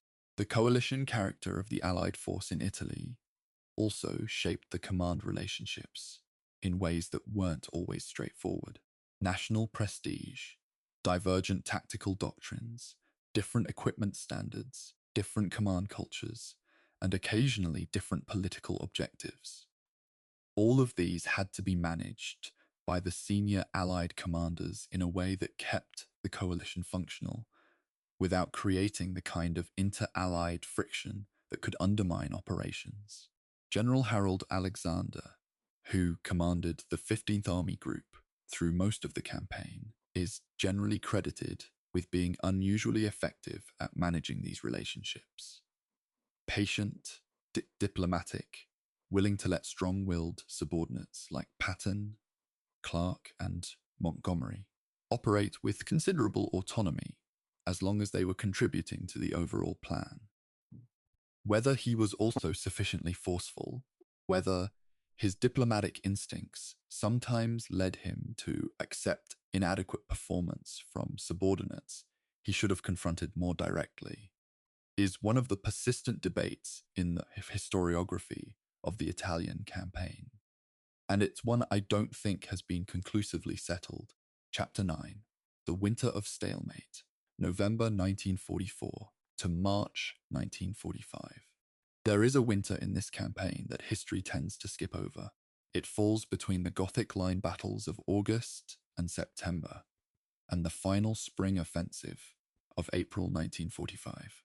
From November of 1944 to March of 1945, the Italian front was largely static, and in the grammar of military history, where things happen or they don't, where lines advance or they hold, a static front doesn't offer much for the narrative to work with. But I want to spend time here because the winter of 1944 to 45 was not simply a pause in the fighting. It was a crucible of exhaustion, of institutional reorganization, of the gradual disintegration of the German defensive system, and of a partisan war in the occupied north that was reshaping the political future of Italy even as the front lines barely moved. The men in the line during that winter deserve not to be glossed over. The Gothic Line battles had pushed the Allied front to positions that were, depending on which sector you were looking at, either just through the main defensive line or stalled in front of secondary positions the Germans had been preparing for months. On the Adriatic coast, the Canadian Corps had fought a brutal series of river crossings through the autumn. The Morecchia, the Uso, the Savio, the Ronco, the Montone, each one a defended obstacle, each crossing costing lives and time. By December, the 8th Army had reached the Sinio River, where the Germans stabilized their position and where the stalemate hardened into a winter line. On the Fifth Army front in the Apennines, the Americans had come within reach of Bologna, the gateway to the Po Valley, and then been stopped. The combination of deteriorating weather, exhausted divisions, and the force reductions caused by the dragoon transfers had brought the advance to a halt just short of a potentially decisive breakthrough. The human experience of that winter in the Apennines and along the Adriatic rivers is documented in accounts that share a particular quality of grinding endurance. Units that had been in near continuous action since the summer were now holding defensive positions in temperatures that dropped well below zero at altitude. Supply was difficult. Casualties from cold and illness supplemented the combat losses. The German positions were often above the Allied positions, which meant that every Allied position was visible to German observers and subject to accurate artillery fire. Patrolling continued. It had to maintain intelligence about enemy positions and to deny the Germans information about Allied dispositions. And patrols in the snow at night across frozen ground toward positions held by alert defenders was among the more psychologically demanding tasks a soldier could be assigned. The strategic context in which this winter stalemate occurred was simultaneously demoralizing and ultimately clarifying. Normandy had been a success. The Allied armies in France and Belgium were advancing toward the German border. The Battle of the Bulge, the German counteroffensive in the Ardennes that began in December of 1944, temporarily disrupted the Western Allied advance, but by January and February of 1945, that threat had been contained, and the advance toward the Rhine resumed. On the Eastern Front, Soviet forces launched their massive Vistula Oder offensive in January of 1945 and drove deep into Germany. The strategic reality was becoming impossible to misread. Germany was going to lose the war. The only questions were when and at what additional cost. For the German Army Group C in Italy, which was the formation Vietinghoff now commanded, the winter of 1944 to 45 meant defending positions that couldn't be held indefinitely, with a force that was receiving minimal replacements and no significant reinforcement against an Allied army that was resting, rearming, and preparing a final offensive. German intelligence could not miss the preparations. Aerial reconnaissance, prisoner interrogations, signals intelligence. All of it pointed toward a major Allied offensive in the spring. The German response was to fortify the secondary positions behind the winter line, to conserve reserves for the counterattacks that would be needed when the offensive came, and to begin the preliminary planning cautiously, at significant personal risk to those involved, for a negotiated end to the Italian campaign. That last thread, the secret negotiations that would ultimately produce the earliest German surrender of the war, I'll return to in detail in a later chapter. In the occupied North, the partisan movement was transforming during this winter from an irritant into a serious military and political force. By the winter of 1944 to 45, partisan bands in the mountains of Piedmont, Lombardy, and the Veneto had grown to the point where they were controlling territory, administering liberated zones, and engaging German and fascist units in operations that tied down significant German manpower. A CIA study after the war estimated that Italian partisans kept as many as 7 German divisions occupied during the peak of partisan activity. Those were 7 divisions that weren't being used to reinforce the Gothic line. The partisan contribution to the final collapse of the German position in Italy was direct and significant, though it has been consistently undervalued in the Allied-centric historical literature. The British Special Operations Executive and the American Office of Strategic Services both ran networks that supplied and coordinated with the partisan movement, dropping arms, money, communications equipment, and liaison officers into the occupied zone. The relationship wasn't always smooth. The partisans had their own political agendas, which ranged across the spectrum from monarchist to communist, and managing those competing agendas while maintaining operational focus was a delicate business. The Allied command spent the winter planning what would become Operation Grapeshot, the final offensive against the German position in Italy. The planning was detailed, and the preparation was thorough in a way that contrasted sharply with some of the more rushed operations earlier in the campaign. General Mark Clark, who had succeeded Alexander as 15th Army Group Commander, when Alexander moved to the role of Supreme Allied Commander Mediterranean, issued his detailed orders for the offensive on the 24th of March, 1945. The plan was phased. First, a breach of the Senio River line by the 8th Army, followed by an assault from the Apennines by the 5th Army, followed by exploitation into the Po Valley, with the goal of trapping German forces south of the Po River before they could withdraw northward. The objective wasn't merely to push the Germans back. It was to destroy their cohesion entirely, to prevent the kind of organized fighting withdrawal that had extended the campaign for nearly 2 years. The deception plan that preceded Grapeshot was considerably more sophisticated than any deception effort the Allies had attempted in Italy before.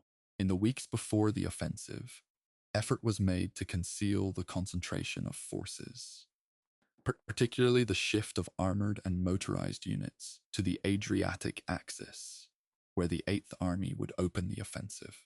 Diversionary attacks at the edges of the Allied line, including Operation Roast, which launched on the 1st of April 1945, and involved the British 2nd Commando Brigade and Italian partisan fighters crossing Lake Comacchio to seize the isthmus between the lake and the Adriatic, were designed to draw German reserves away from the main effort.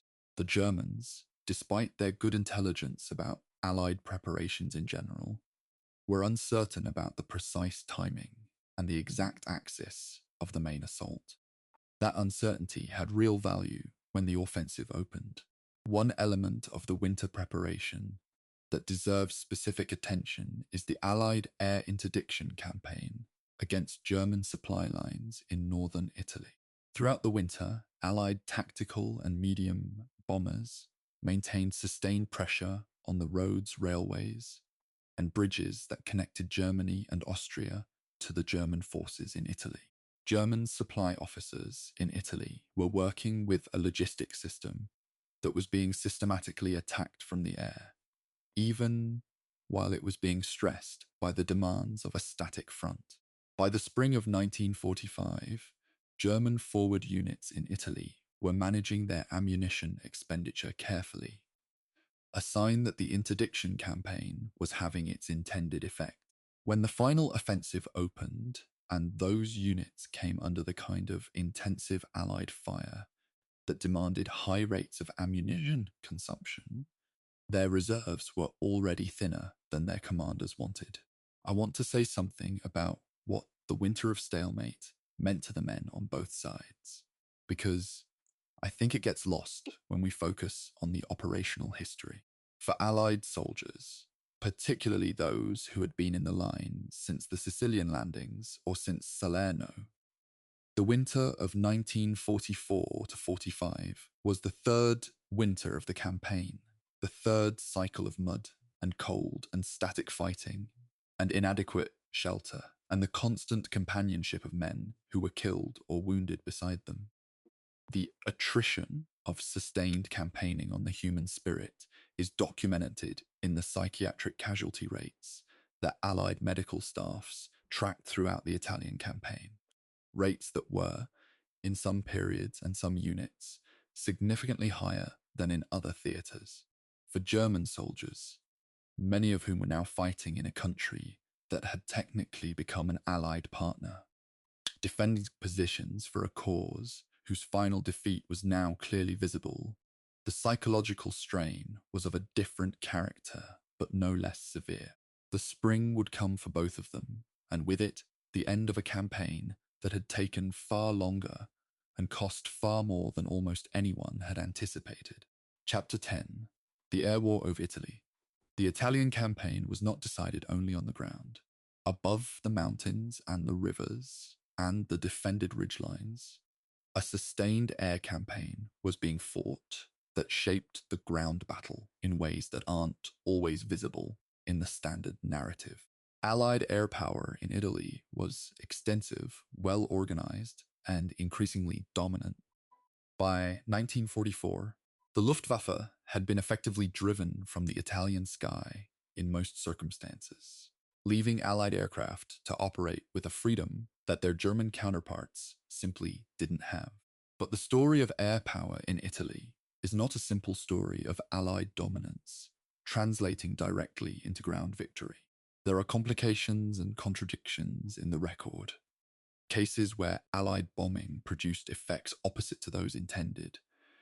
Cases where air power failed to deliver what ground commanders expected. And cases where the logistical and psychological effects of sustained air interdiction took months or years to mature into tactical consequences. The Allied air establishment in the Mediterranean was organized under the Mediterranean Allied Air Forces, which by 1944 included both strategic and tactical air forces under a unified command structure. The Strategic Bombing Force, heavy bombers operating from airfields in southern Italy and North Africa, had two primary functions in the Italian theatre: attacking the German industrial and communications infrastructure that fed the Italian front, and contributing to the broader strategic bombing campaign against German industrial capacity across Europe.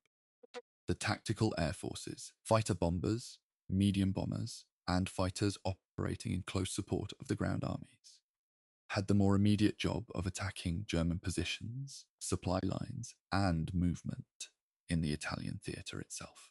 The coordination between these two elements was imperfect but improving throughout the campaign.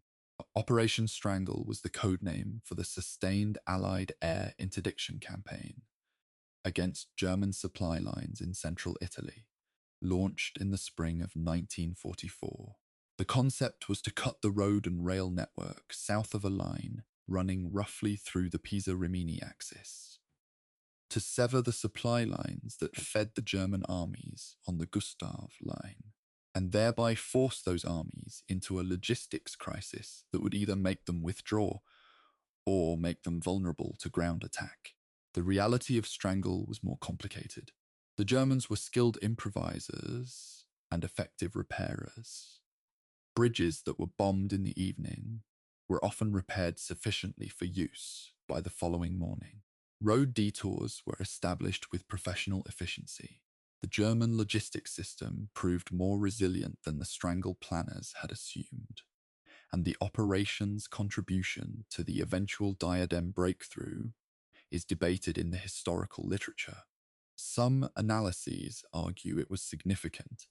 Others argue the ground attack was the decisive factor and Strangle's effect was marginal.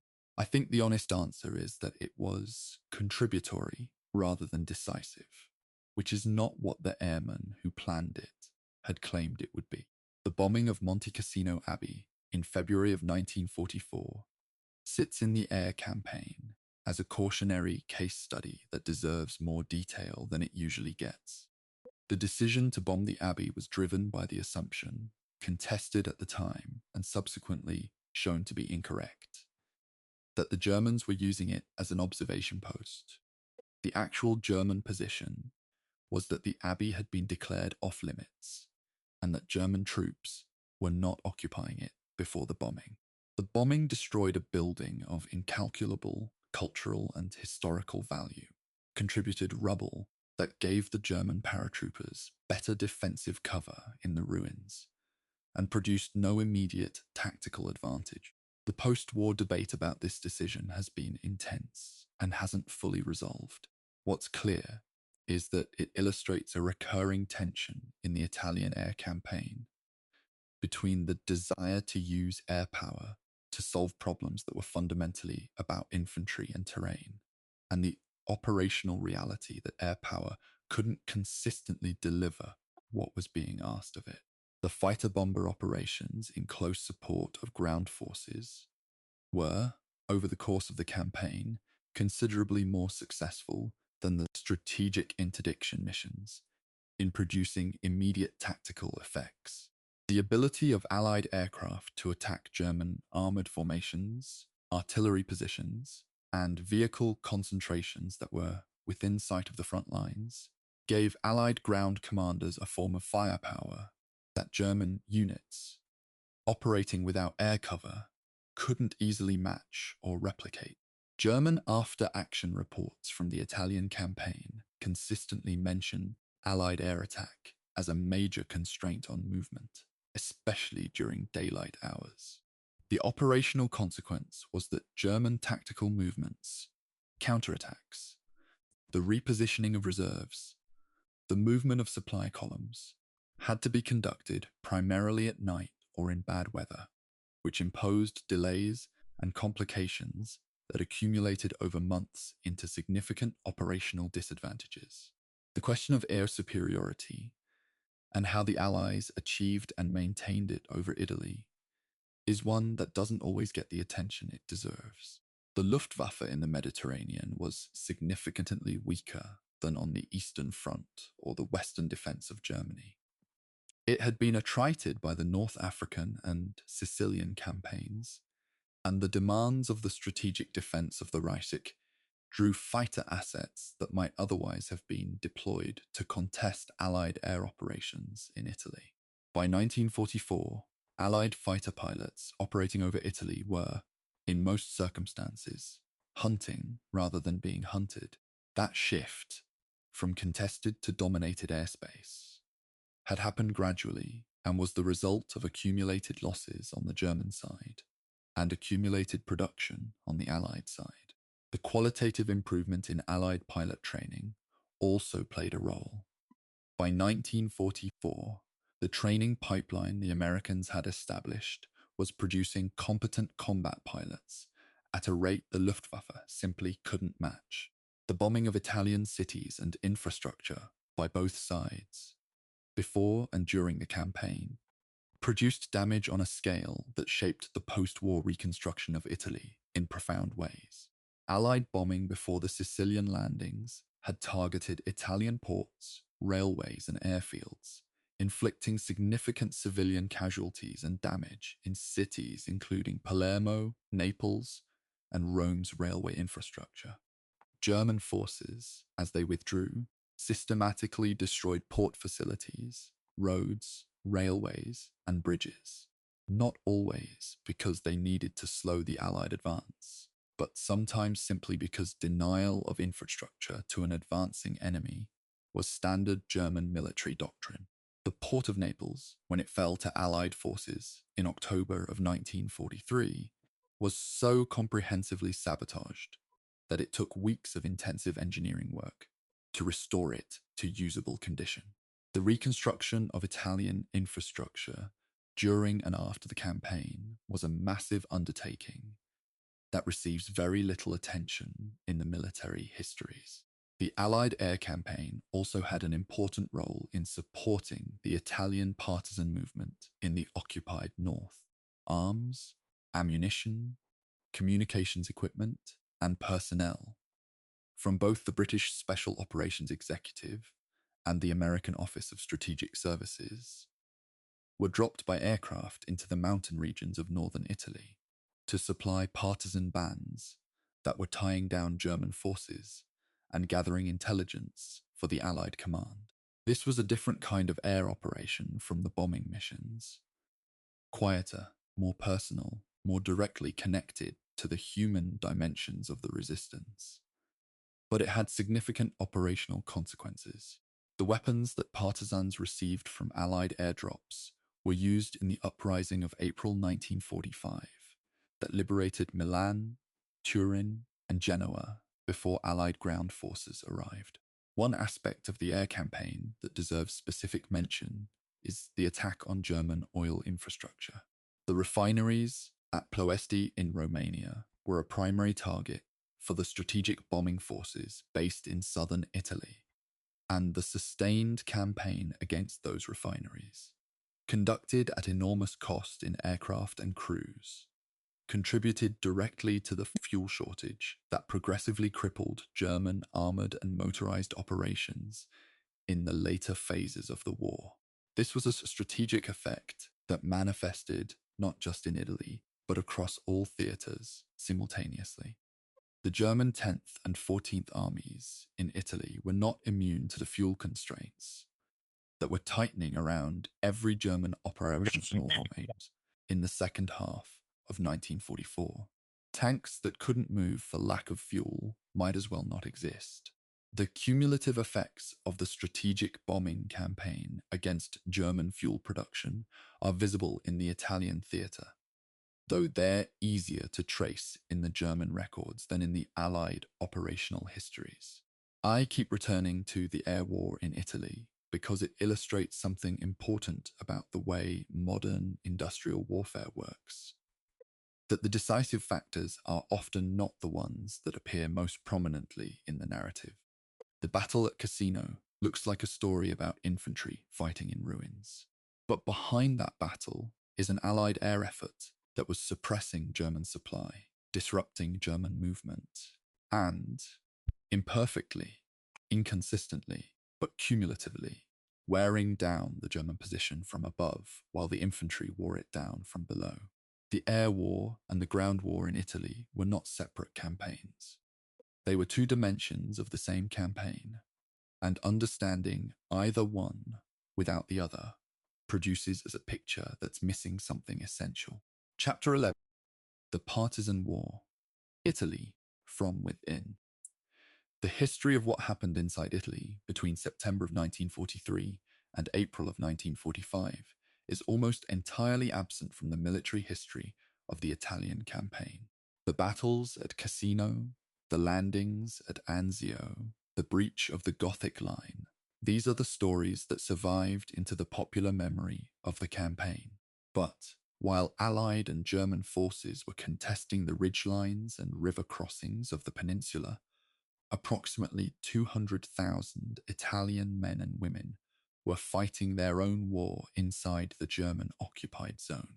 This was a partisan resistance that was, by any honest measurement, significant, militarily significant, politically significant, and humanly significant, in ways that the campaign histories rarely capture.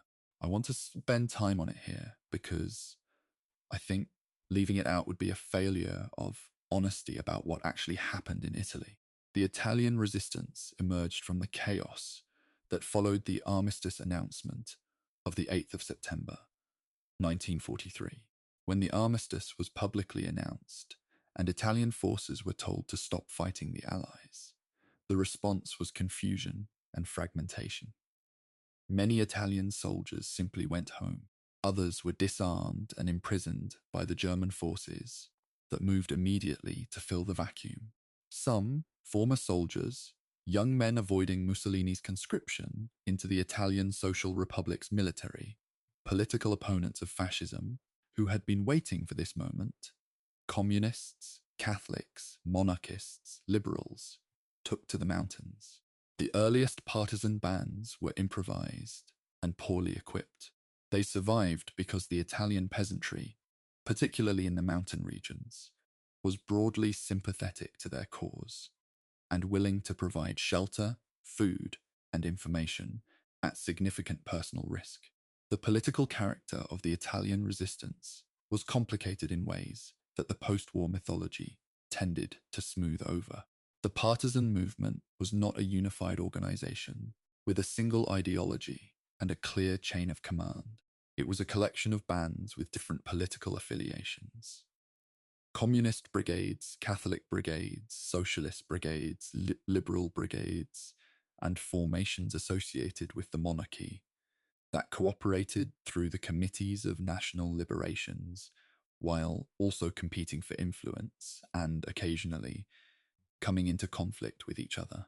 The communist partisan formations, the Garibaldi brigades, were the largest and, in some respects, the most disciplined, but they were simultaneously fighting what their leadership conceived as a war of class liberation alongside the war of national liberation, which created tensions with their non-communist partners and with the Allied command, which was nervous about the political implications of an armed communist movement in a post-war Italy.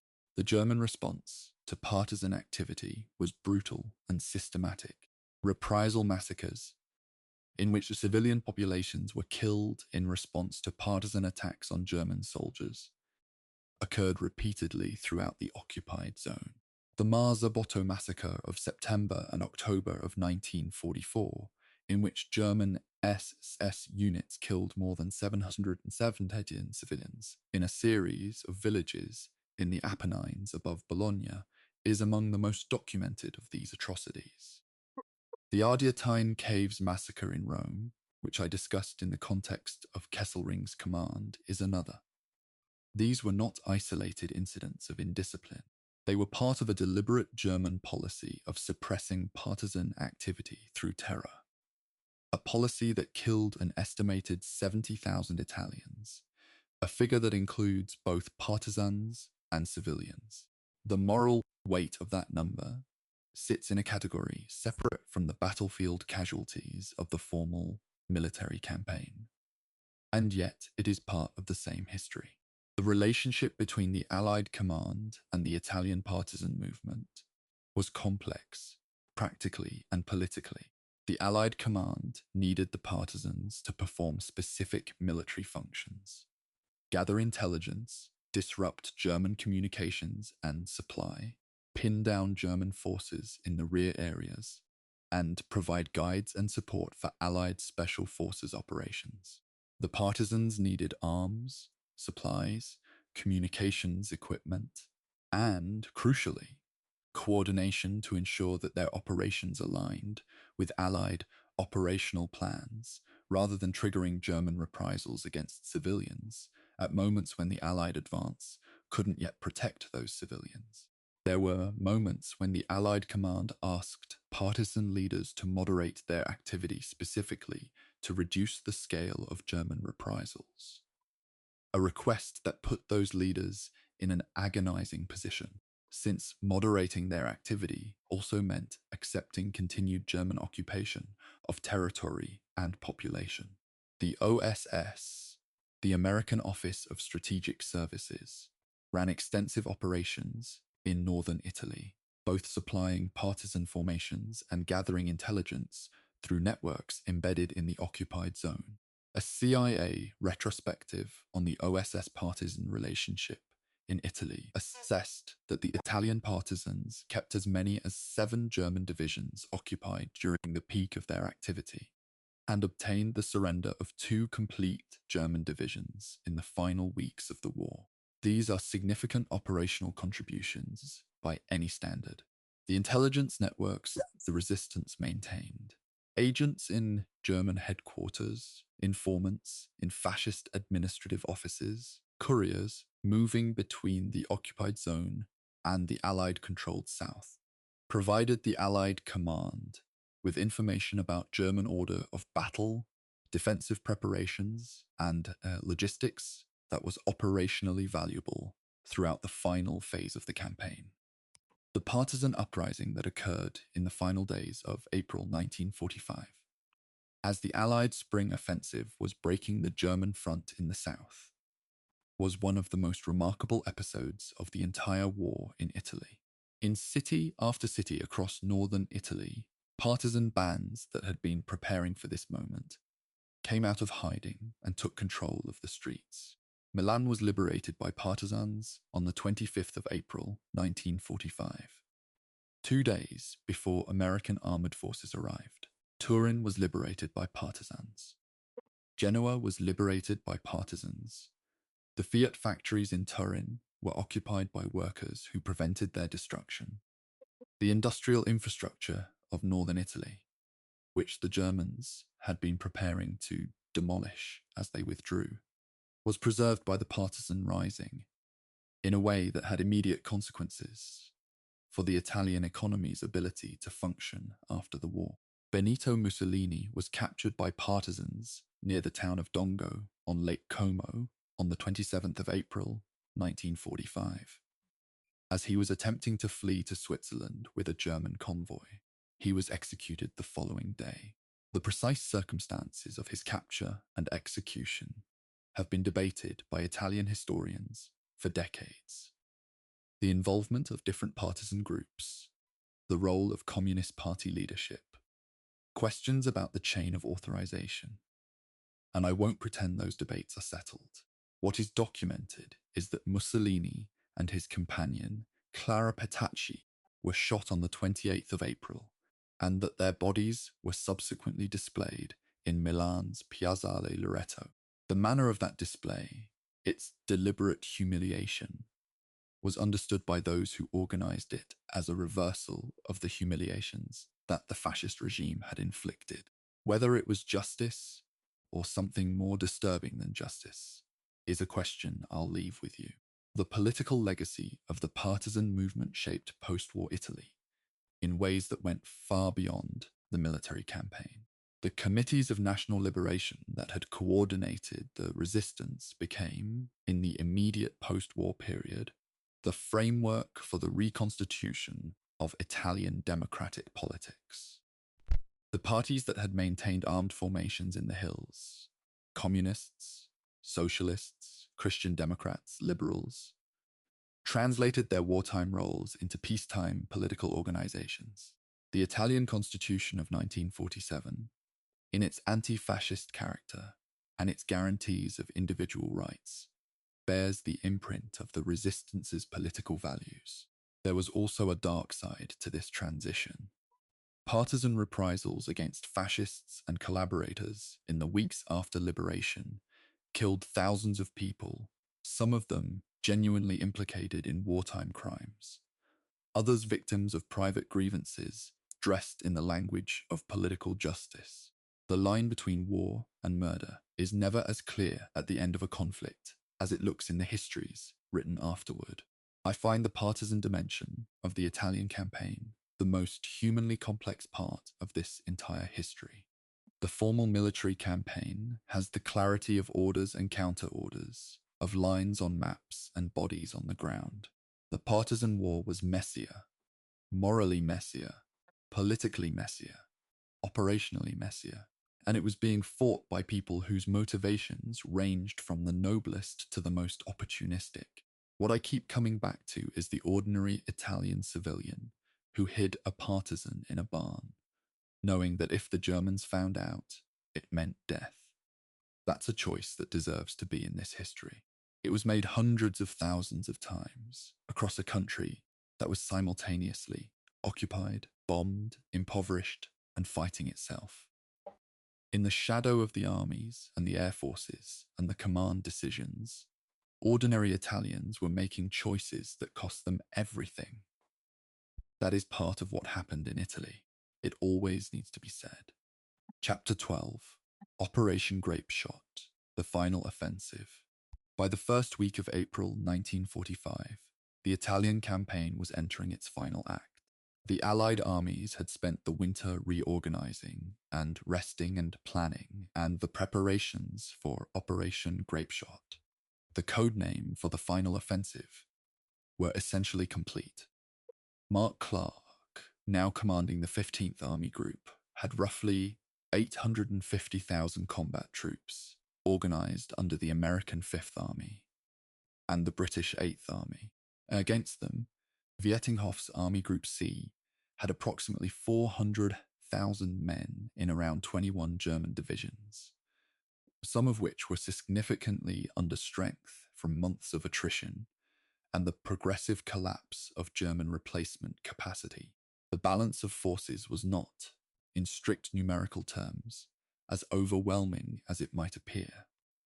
The German positions were still defensively strong, and Kesselring's successors had used the winter to improve them. But the qualitative balance had shifted decisively. German fuel and ammunition reserves were depleted. German air cover was essentially absent. German morale, in the context of a strategic situation that everyone could see was terminal, was under strain in a way that no amount of individual courage could fully compensate for. The opening moves of Grapeshot were deliberate and well orchestrated. The decision to begin with the Eighth Army on the Adriatic axis and delay the Fifth Army's attack by several days was designed to draw German reserves eastward before the main blow fell in the Apennines.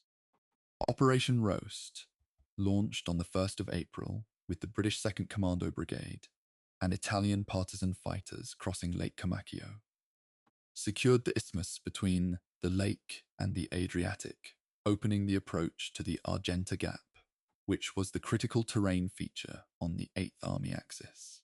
This preliminary operation was operationally significant because the Argenta Gap, a narrow strip of dry land between the Reno River and Lake Comacchio, was the passage through which the 8th Army needed to move if it was to advance on Ferrara and the Po River, securing the northern flank of that passage. Before the main offensive began was careful, professional planning of a kind that the earlier phases of the campaign sometimes lacked. The main 8th Army assault opened on the 9th of April, 1945, with an artillery bombardment along the Senio River, followed by a concentrated air attack in which 825 heavy bombers struck the German forward positions. The combination of air and artillery firepower was the most concentrated fire support the 8th Army had delivered in any single operation of the Italian campaign. Special armoured vehicles, Churchill crocodile tanks equipped with flamethrowers, and Wasp carrier-mounted flamethrower systems were used against German positions in the river embankments. The Senio crossing succeeded, and by the 12th of April the 8th Indian Division had crossed the next river obstacle, the Santerno. The advance was moving faster than any Allied advance in Italy since the pursuit from Rome in June of 1944. The Fifth Army's assault opened on the 14th of April, attacking from the Apennines toward Bologna and the Po Valley.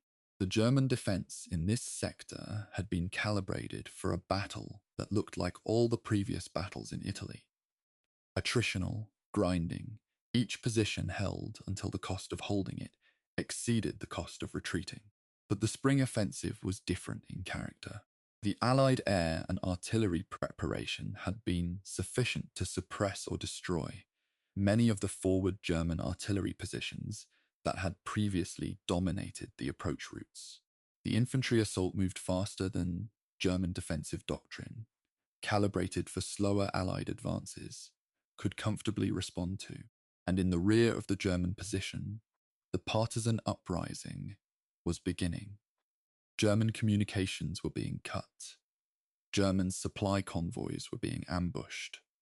German garrison troops in towns throughout the occupied zone were facing armed opposition from populations that had been waiting for this moment.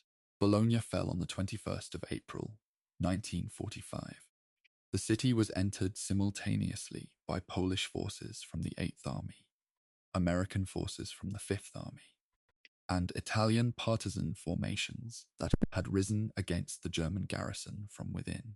The multiple claims on the liberation of Bologna, Polish, American, Italian, are each legitimate in their own way, and the multiplicity of them is itself a statement about the character of the campaign. The fall of Bologna opened the Po Valley, the broad agricultural plain of northern Italy that the Allied command had been trying to reach since the autumn of 1944. The German forces south of the Po River were now in danger of encirclement. The race to the Po River and the attempt to trap the German armies south of it produced the most mobile fighting of the entire Italian campaign. Allied armoured and motorized formations drove north at a pace that the German withdrawal couldn't match.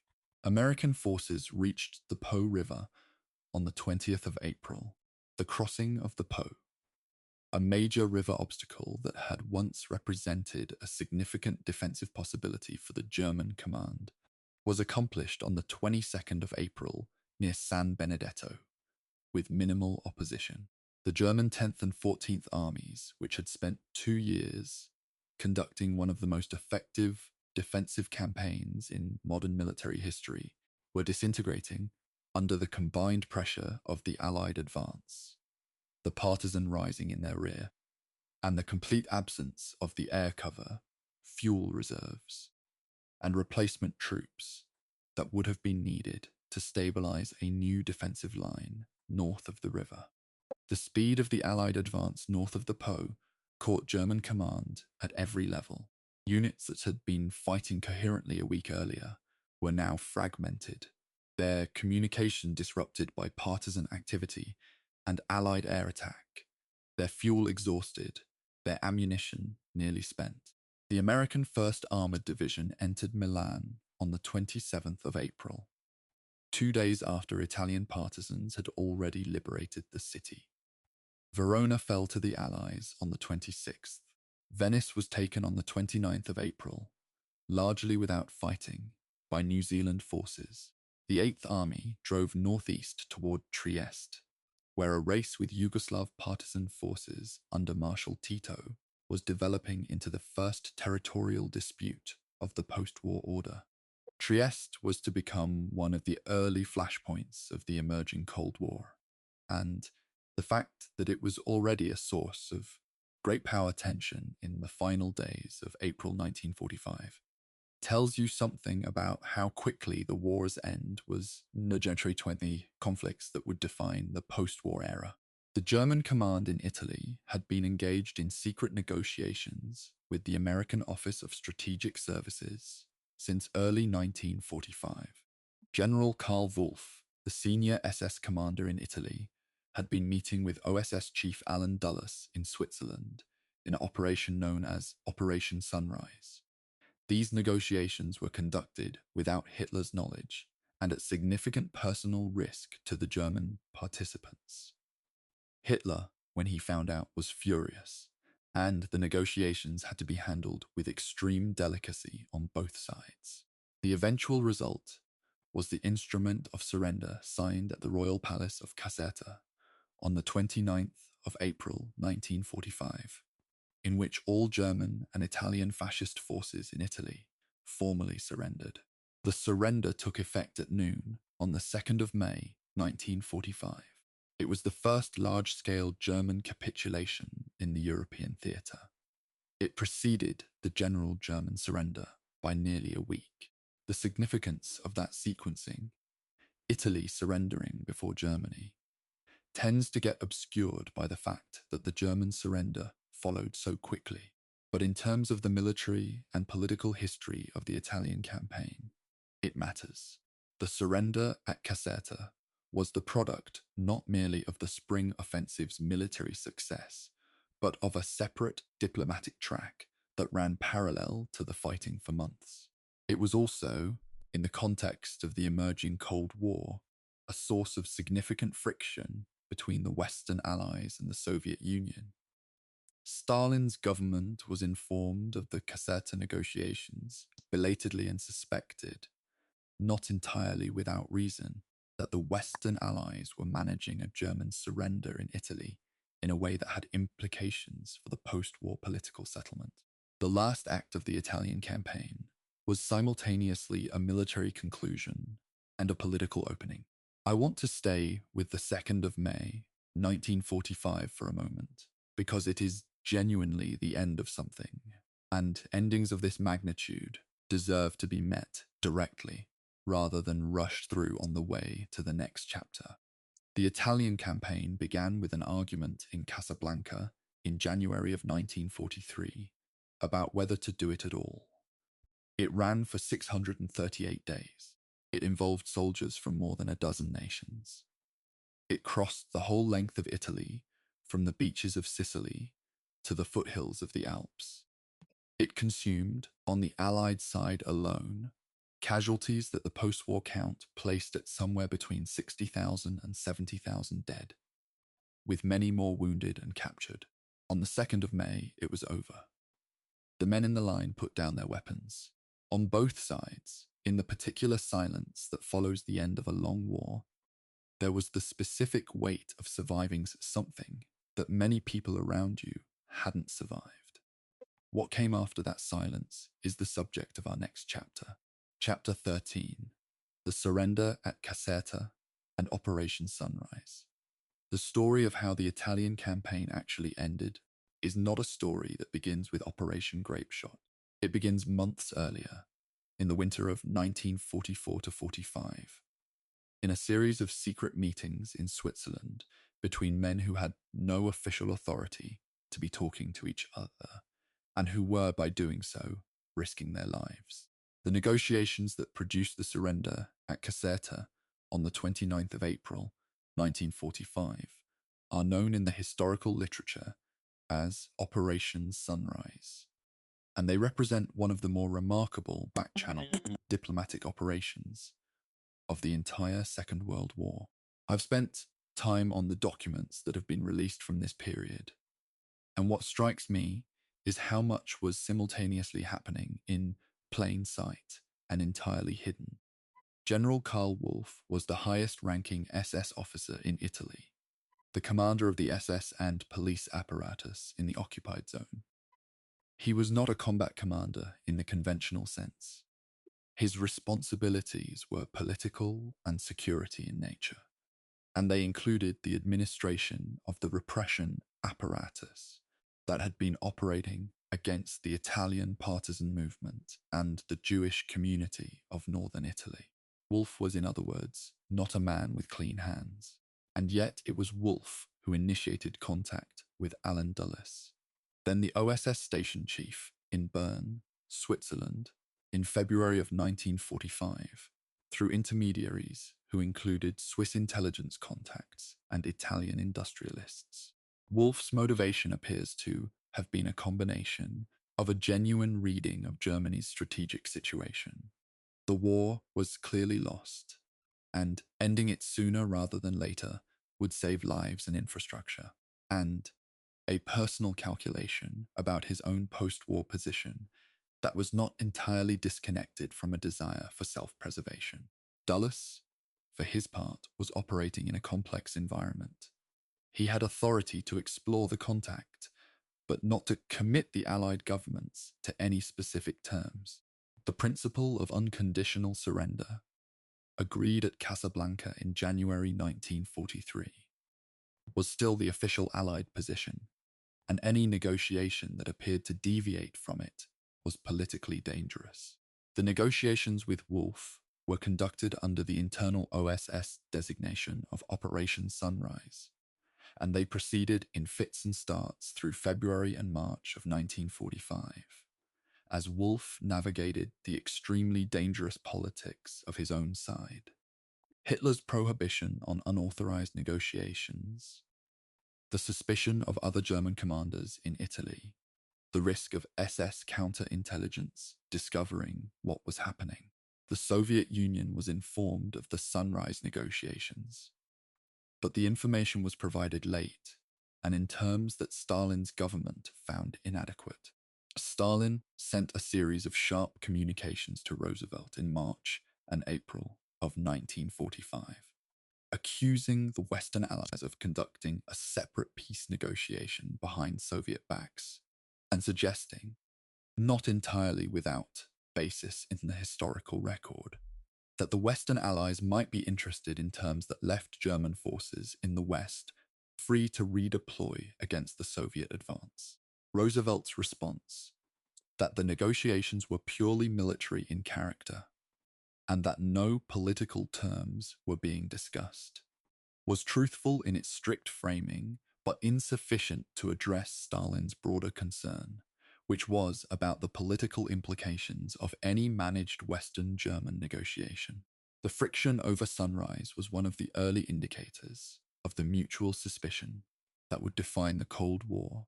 The formal surrender document was signed at the Allied headquarters at the Royal Palace of Caserta on the 29th of April, 1945. The signatories on the German side were General von Schweinitz, representing Army Group C, and SS Sturmbannführer Wenner, representing General Wolff. The Allied signatories included representatives of the American Fifth Army and the British Eighth Army. The document required all German and Italian fascist forces in Italy to cease hostilities, remain in place, and surrender their arms. The surrender took effect at noon on the 2nd of May, 1945. It was, by any measure, a remarkable document. The first large-scale German capitulation in the European theatre, preceding the general German surrender by 6 days. The final mechanics of the surrender were complicated by the fact that Hitler died on the 30th of April, the day after the document was signed, which meant that the chain of authority through which the surrender order had to be transmitted was in its own state of collapse. Vietinghoff, commanding Army Group C, initially vacillated about implementing the surrender terms.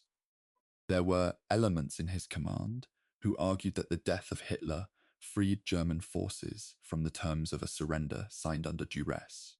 These arguments were overruled, though the process of persuasion required intervention from both Wolf and from German officers, who understood that continued resistance served no purpose.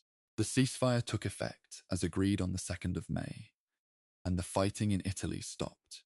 It stopped more cleanly and more quickly than the fighting in some other German-held territories. And Operation Sunrise, for all its moral ambiguity, deserves some of the credit for that. The question of Wolf's post-war fate is one that the historical record handles with a certain discomfort. He was initially detained and questioned by Allied authorities, but was not immediately prosecuted for war crimes, partly because his cooperation with Operation Sunrise was treated as a mitigating factor. He was eventually tried by a West German court in 1964 and sentenced to 15 years imprisonment for his role in the deportation of Italian Jews to Auschwitz. Though he was released in 1969, the gap between what Wolf did, including his role in the administration of the apparatus that sent Italian Jews to their deaths, and the relatively limited consequences he faced, is, to put it plainly, uncomfortable. The post-war justice process for individuals who had negotiated their way into Allied cooperation was consistently less rigorous than the process for those who hadn't. That's a fact about the Italian campaign's ending that deserves to be stated clearly. The legacy of Operation Sunrise in the post-war intelligence world was significant. Alan Dulles' role in the negotiations contributed directly to his reputation as an intelligence operator, and his eventual appointment as director of the Central Intelligence Agency. The network of contacts and methods developed during the Sunrise negotiations, the use of neutral intermediaries, the management of back-channel communication, the handling of defecting enemy officials, became templates for Cold War intelligence operations. In a very real sense, the Italian campaign's secret ending was one of the founding experiences of the American intelligence establishment. As it moved into the Cold War, the mountains and rivers of Italy were one stage of that transition. The conference rooms of Switzerland were another. Mussolini's death on the 28th of April, the day before the Caserta signing, needs to be placed in the same frame. The founder of fascism, the man who had taken Italy into the war in June of 1940, who had declared war on the United States and Britain, who had linked Italy's fate to Hitler's Germany, was captured and executed by the partisans he had spent 20 years suppressing. The historical record on the precise details of his capture and execution is genuinely complicated. The partisan politics around the final hours of Mussolini's life involved several competing groups, and the full documentary record has never been released in a form that settles all the outstanding questions. What is documented is the outcome. Mussolini was dead. His body was displayed in Milan's Piazzale Loreto, and the Italian's social republic that he had led as a German puppet since his rescue in September 1943 ceased to exist as a functioning political entity.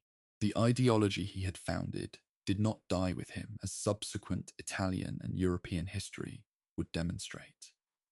But its moment of state power in Italy was over. I want to be precise about what the surrender at Caserta actually achieved in human terms. The 2-day gap between the signing on the 29th of April and the ceasefire on the 2nd of May represents 2 days of fighting in a campaign that had been running for nearly 2 years. In the context of the campaign's total duration, those 2 days were infinitesimal. In the context of the men who were killed or wounded in them, they were everything. The last Allied soldier killed in Italy died fighting for ground that ceased to be contested approximately 48 hours later. I don't know his name.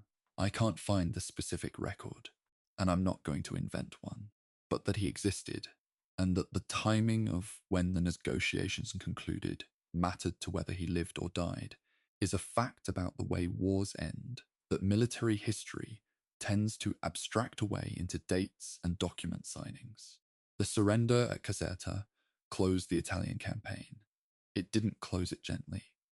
The Italian campaign officially ended with the same structural ambiguity that had characterized its beginning, the strategic purpose that had been assigned to it at Casablanca: to pin down German forces and prevent their redeployment to other theatres, to threaten Germany's southern flank, to drive Italy out of the war, had been achieved in a technical sense, but at a cost and over a duration that the Casablanca planners had not anticipated.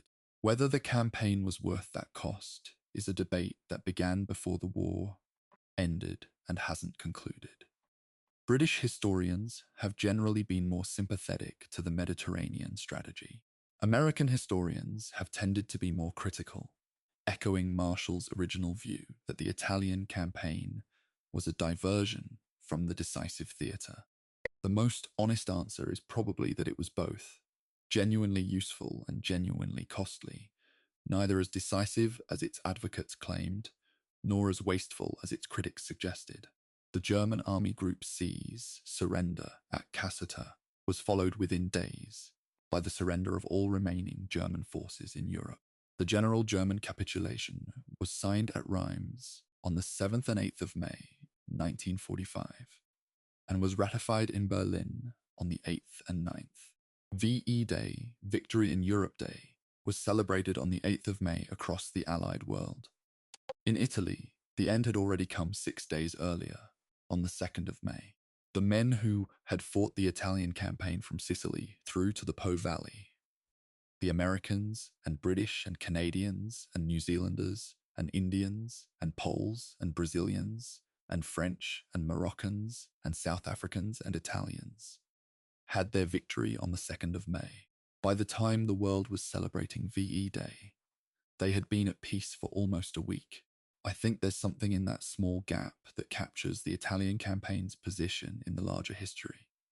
Always slightly ahead of the moment when recognition caught up with it. Always a little outside the main story. Chapter 14, Legacy. What did the Italian campaign achieve?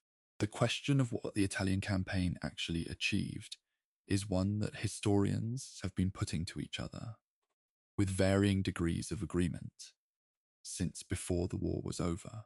It's a question worth taking seriously, because the campaigns that are most ambiguous in their results are often the most revealing about how war actually works.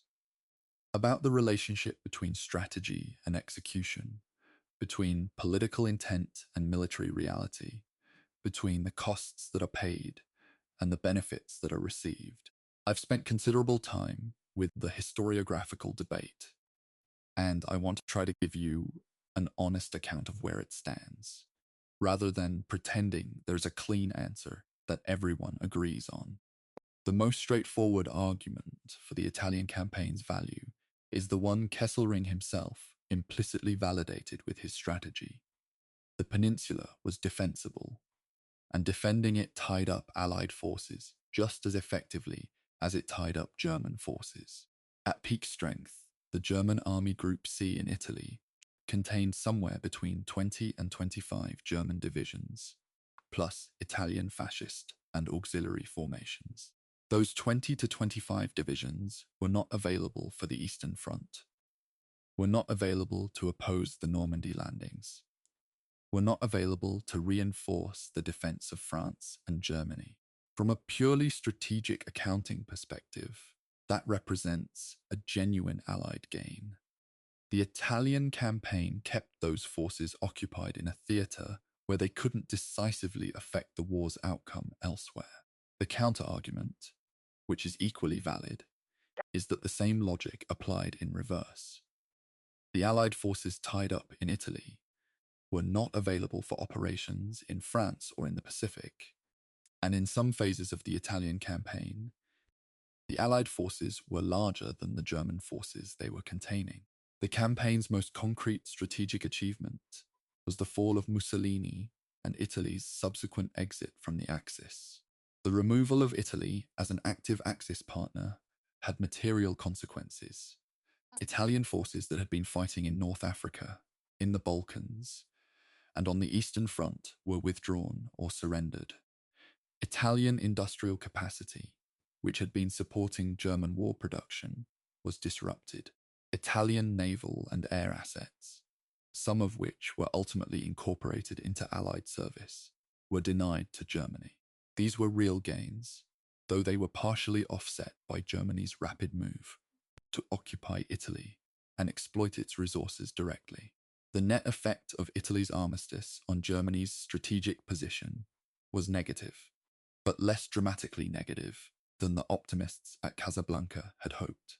The Italian campaigns claim to have directly supported the Normandy landings is made frequently in the campaign's defense, and is probably the most contested element of the strategic argument. The standard claim is that German forces committed to the defense of Italy were unavailable for Normandy. This is technically accurate, but somewhat circular. German forces weren't committed to Italy to prepare for Normandy. They were committed to Italy because Kesselring's defensive strategy demanded it. The German divisions that might theoretically have reinforced Normandy were doing so because the Allied forces in Italy were keeping them busy. The degree to which that specific contribution was decisive for Normandy is genuinely uncertain. German reinforcements to Normandy were constrained by many factors, including Allied air power, the Pas-de-Calais deception operation, and Hitler's own command decisions, not just by the demands of Italy. I want to address the human cost directly, because any assessment of what the Italian campaign achieved has to be held against what it cost. Allied killed in Italy, across all nationalities, are estimated at approximately 60,000 to 70,000. Wounded and taken prisoner bring the total Allied casualty figure significantly higher. Some estimates place the total Allied casualties across the campaign at over 300,000. German casualties, including killed, wounded, and captured, were comparable in scale. Italian civilian casualties from combat, bombing, reprisals, and the partisan war are estimated in the tens of thousands. These numbers are large enough that they can numb rather than inform. What I try to hold on to when I'm working with them is the individual specificity they conceal. Each one of those numbers was a person who had a name and a history and people who cared about them. The Italian campaign's specific contribution to Allied air power deserves mention in the legacy assessment, because the airfields of southern and central Italy changed what was possible for the Allied strategic bombing campaign. Once the Allies controlled Italy south of Rome, they had bomber bases that could reach targets in Romania, Austria, Hungary, and Germany itself. Targets that were out of range from Britain or North Africa. The attacks on the Ploesti oil fields in Romania, conducted from southern Italian bases, contributed directly to the fuel crisis that progressively crippled German military operations in the second half of 1944. This was a specific, measurable consequence of the Italian campaign that the strategic accounting rarely gives its full weight. The Italian airfields were an asset worth having. and the campaign that captured them had strategic value that went beyond what happened on the ground in Italy. The campaign's political legacy in Italy itself was profound and lasting. The Italian Republic that emerged from the war was built on the foundation of the resistance. The partisan movement had become the moral basis for a democratic Italian state that was explicitly anti-fascist in its constitution and in its founding mythology. The parties that had maintained the resistance became the parties that built the republic. The violence and the moral ambiguity of the partisan war were processed, imperfectly, incompletely, with a great deal of selective memory, into a national narrative that served the purposes of post-war reconstruction. The full reckoning with what had happened in Italy between 1943 and 1945 took decades, and some historians argue it hasn't been fully completed even now. The history of fascism in Italy, of Italian complicity in German atrocities, of the partisan violence that wasn't always distinguishable from revenge. These are subjects that Italian public culture has approached and retreated from repeatedly since 1945. The campaign's legacy for the Allied soldiers who fought it was shaped by the feeling, widely documented in memoirs and post-war accounts, that Italy was a forgotten campaign. The Normandy landings of the 6th of June 1944 were announced on the same day that Rome was liberated, and Rome immediately disappeared from the headlines. In the popular memory of the Second World War, Italy occupies a smaller space than France, than the Pacific, than North Africa. The men who fought at Cassino and Anzio and the Gothic Line came home to a world that was primarily interested in D-Day. British veterans of the Italian campaign referred to themselves, with a mixture of bitterness and dark humour, as D-Day Dodgers, a phrase that arose from a dismissive comment attributed, possibly incorrectly, to Lady Astor, suggesting that the soldiers in Italy were avoiding the real fighting in France. The phrase was adopted by the men themselves, who made it a badge of ironic pride. There's a song, I'm not going to reproduce it here, for reasons of copyright, but the tone of it, which I've read in documented accounts from veterans, tells you everything about how those men understood their place in the larger story. The historiographical debate about the Italian campaign has produced some genuinely excellent scholarship over the decades. John Kesselring's own post-war memoir, Carlo D'Esti's detailed operational histories, Rick Atkinson's work in his Liberation trilogy. These represent a range of perspectives and methodologies that the serious student of the campaign should engage with directly. What I find in reviewing that literature is a fairly consistent pattern. The closer you get to the operational level, the more the campaign looks like a series of demanding and professionally executed military operations by soldiers who performed admirably in very difficult conditions. The further back you pull, to the strategic level, to Casablanca, and the decisions about priorities and resources, the more the campaign looks like an instrument of a policy that was never fully committed to its own objectives. Both perspectives are correct. They're just looking at different parts of the same thing. The Italian campaign's place in the history of the Second World War is ultimately that of a major campaign that was never the main effort.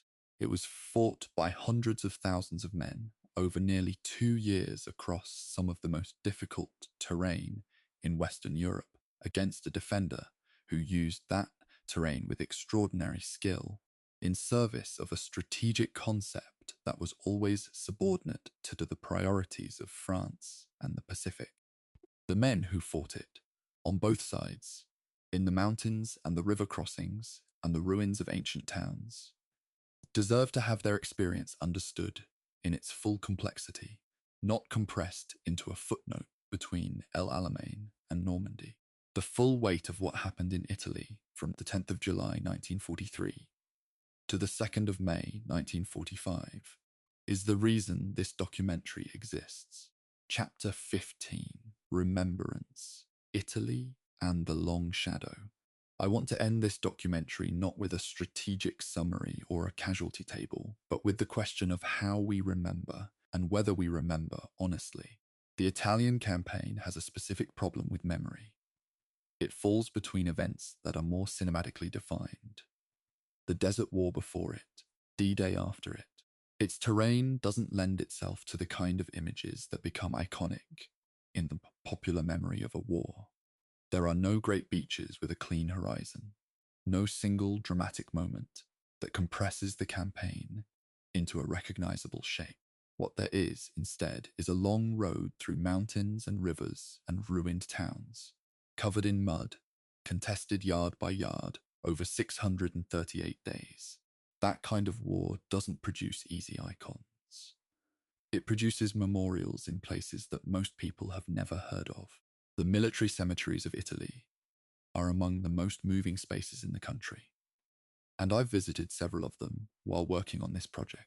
The Commonwealth War Graves Commission maintains cemeteries at Cassino, at Anzio, at Florence, at Arezzo, at Rimini, throughout the length of the peninsula.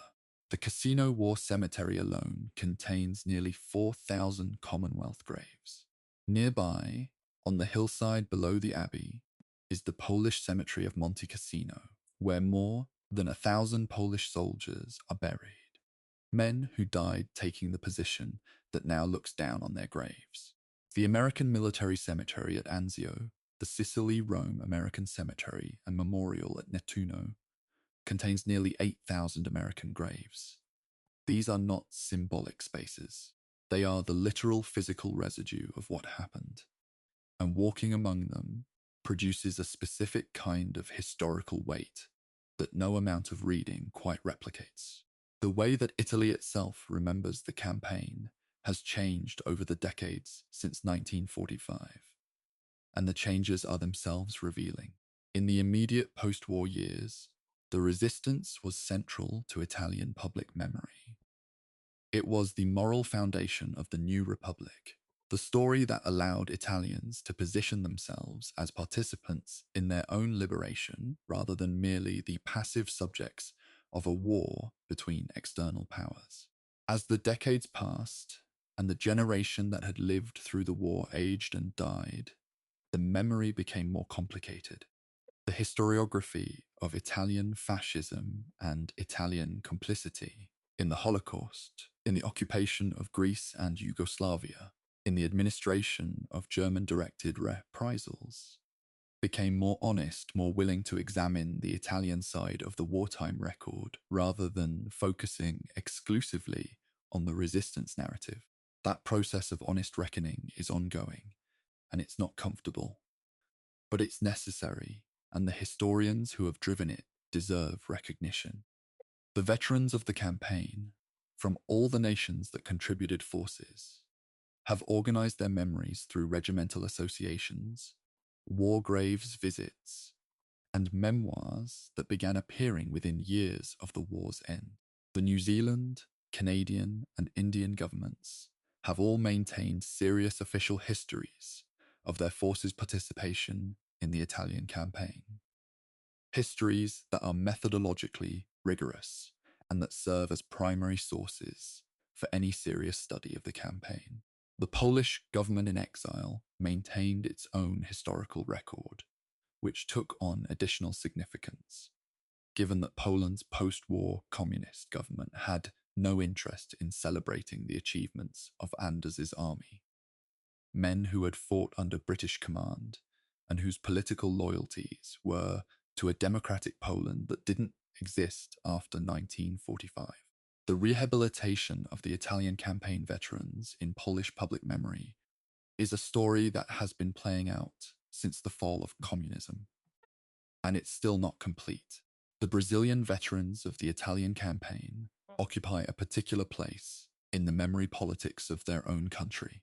The Brazilian Expeditionary Force, the Força Expedicionária Brasileira, returned to a Brazil that had been governed by Getúlio Vargas, a president whose Estado Novo regime had features that had more in common with the governments they had been fighting than with the democracies they had been fighting alongside. The Brazilian veterans brought back with them not just the experience of war, but the experience of functioning democratic institutions and a conviction, which some of them expressed quite directly in the political turbulence of the late 1940s, that Brazil should have the kind of government they had fought for. The Phoebe's return contributed to the political pressure that ended Vargas's Estado Novo in 1945. That is a consequence of the Italian campaign that no one at Casablanca planned for, and that most histories of the campaign don't mention. The Indian veterans of the Italian campaign returned to a subcontinent on the edge of independence. The British Indian Army, which had contributed substantially to the Italian campaign through its divisions in the Eighth Army, would be partitioned along with India itself in August of 1947. Veterans who had fought together at Cassino and along the Adriatic rivers found themselves on opposite sides of a border that didn't exist when they fought.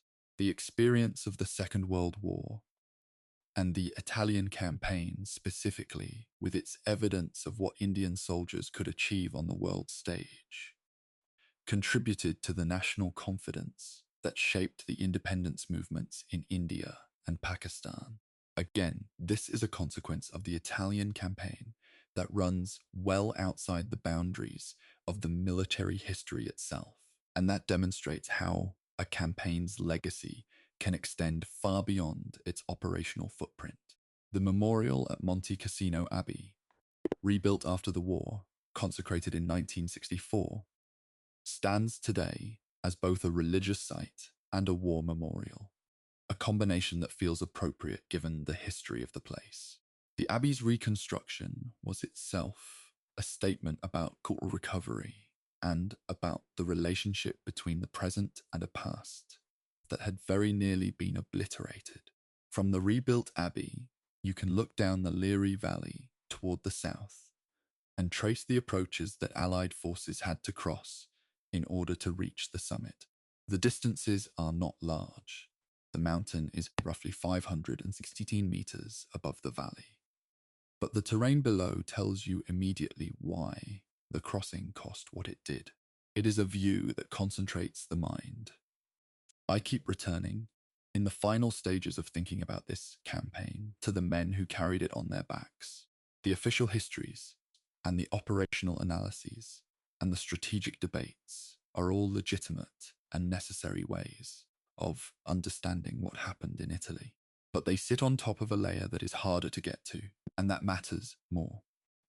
The actual experience of individual human beings in the mountains and the mud, the experience of being cold and wet and under fire and uncertain whether the plan you'd been given had any relationship to the ground you were actually standing on.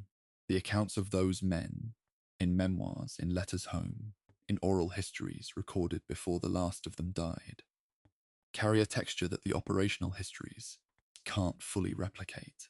When I read an account of a soldier at Cassino describing his view of the abbey from below, or a paratrooper at Anzio describing the particular sound of German shells in a particular kind of winter air, I'm aware that this is the level at which the campaign was actually experienced by the overwhelming majority of the people who were in it.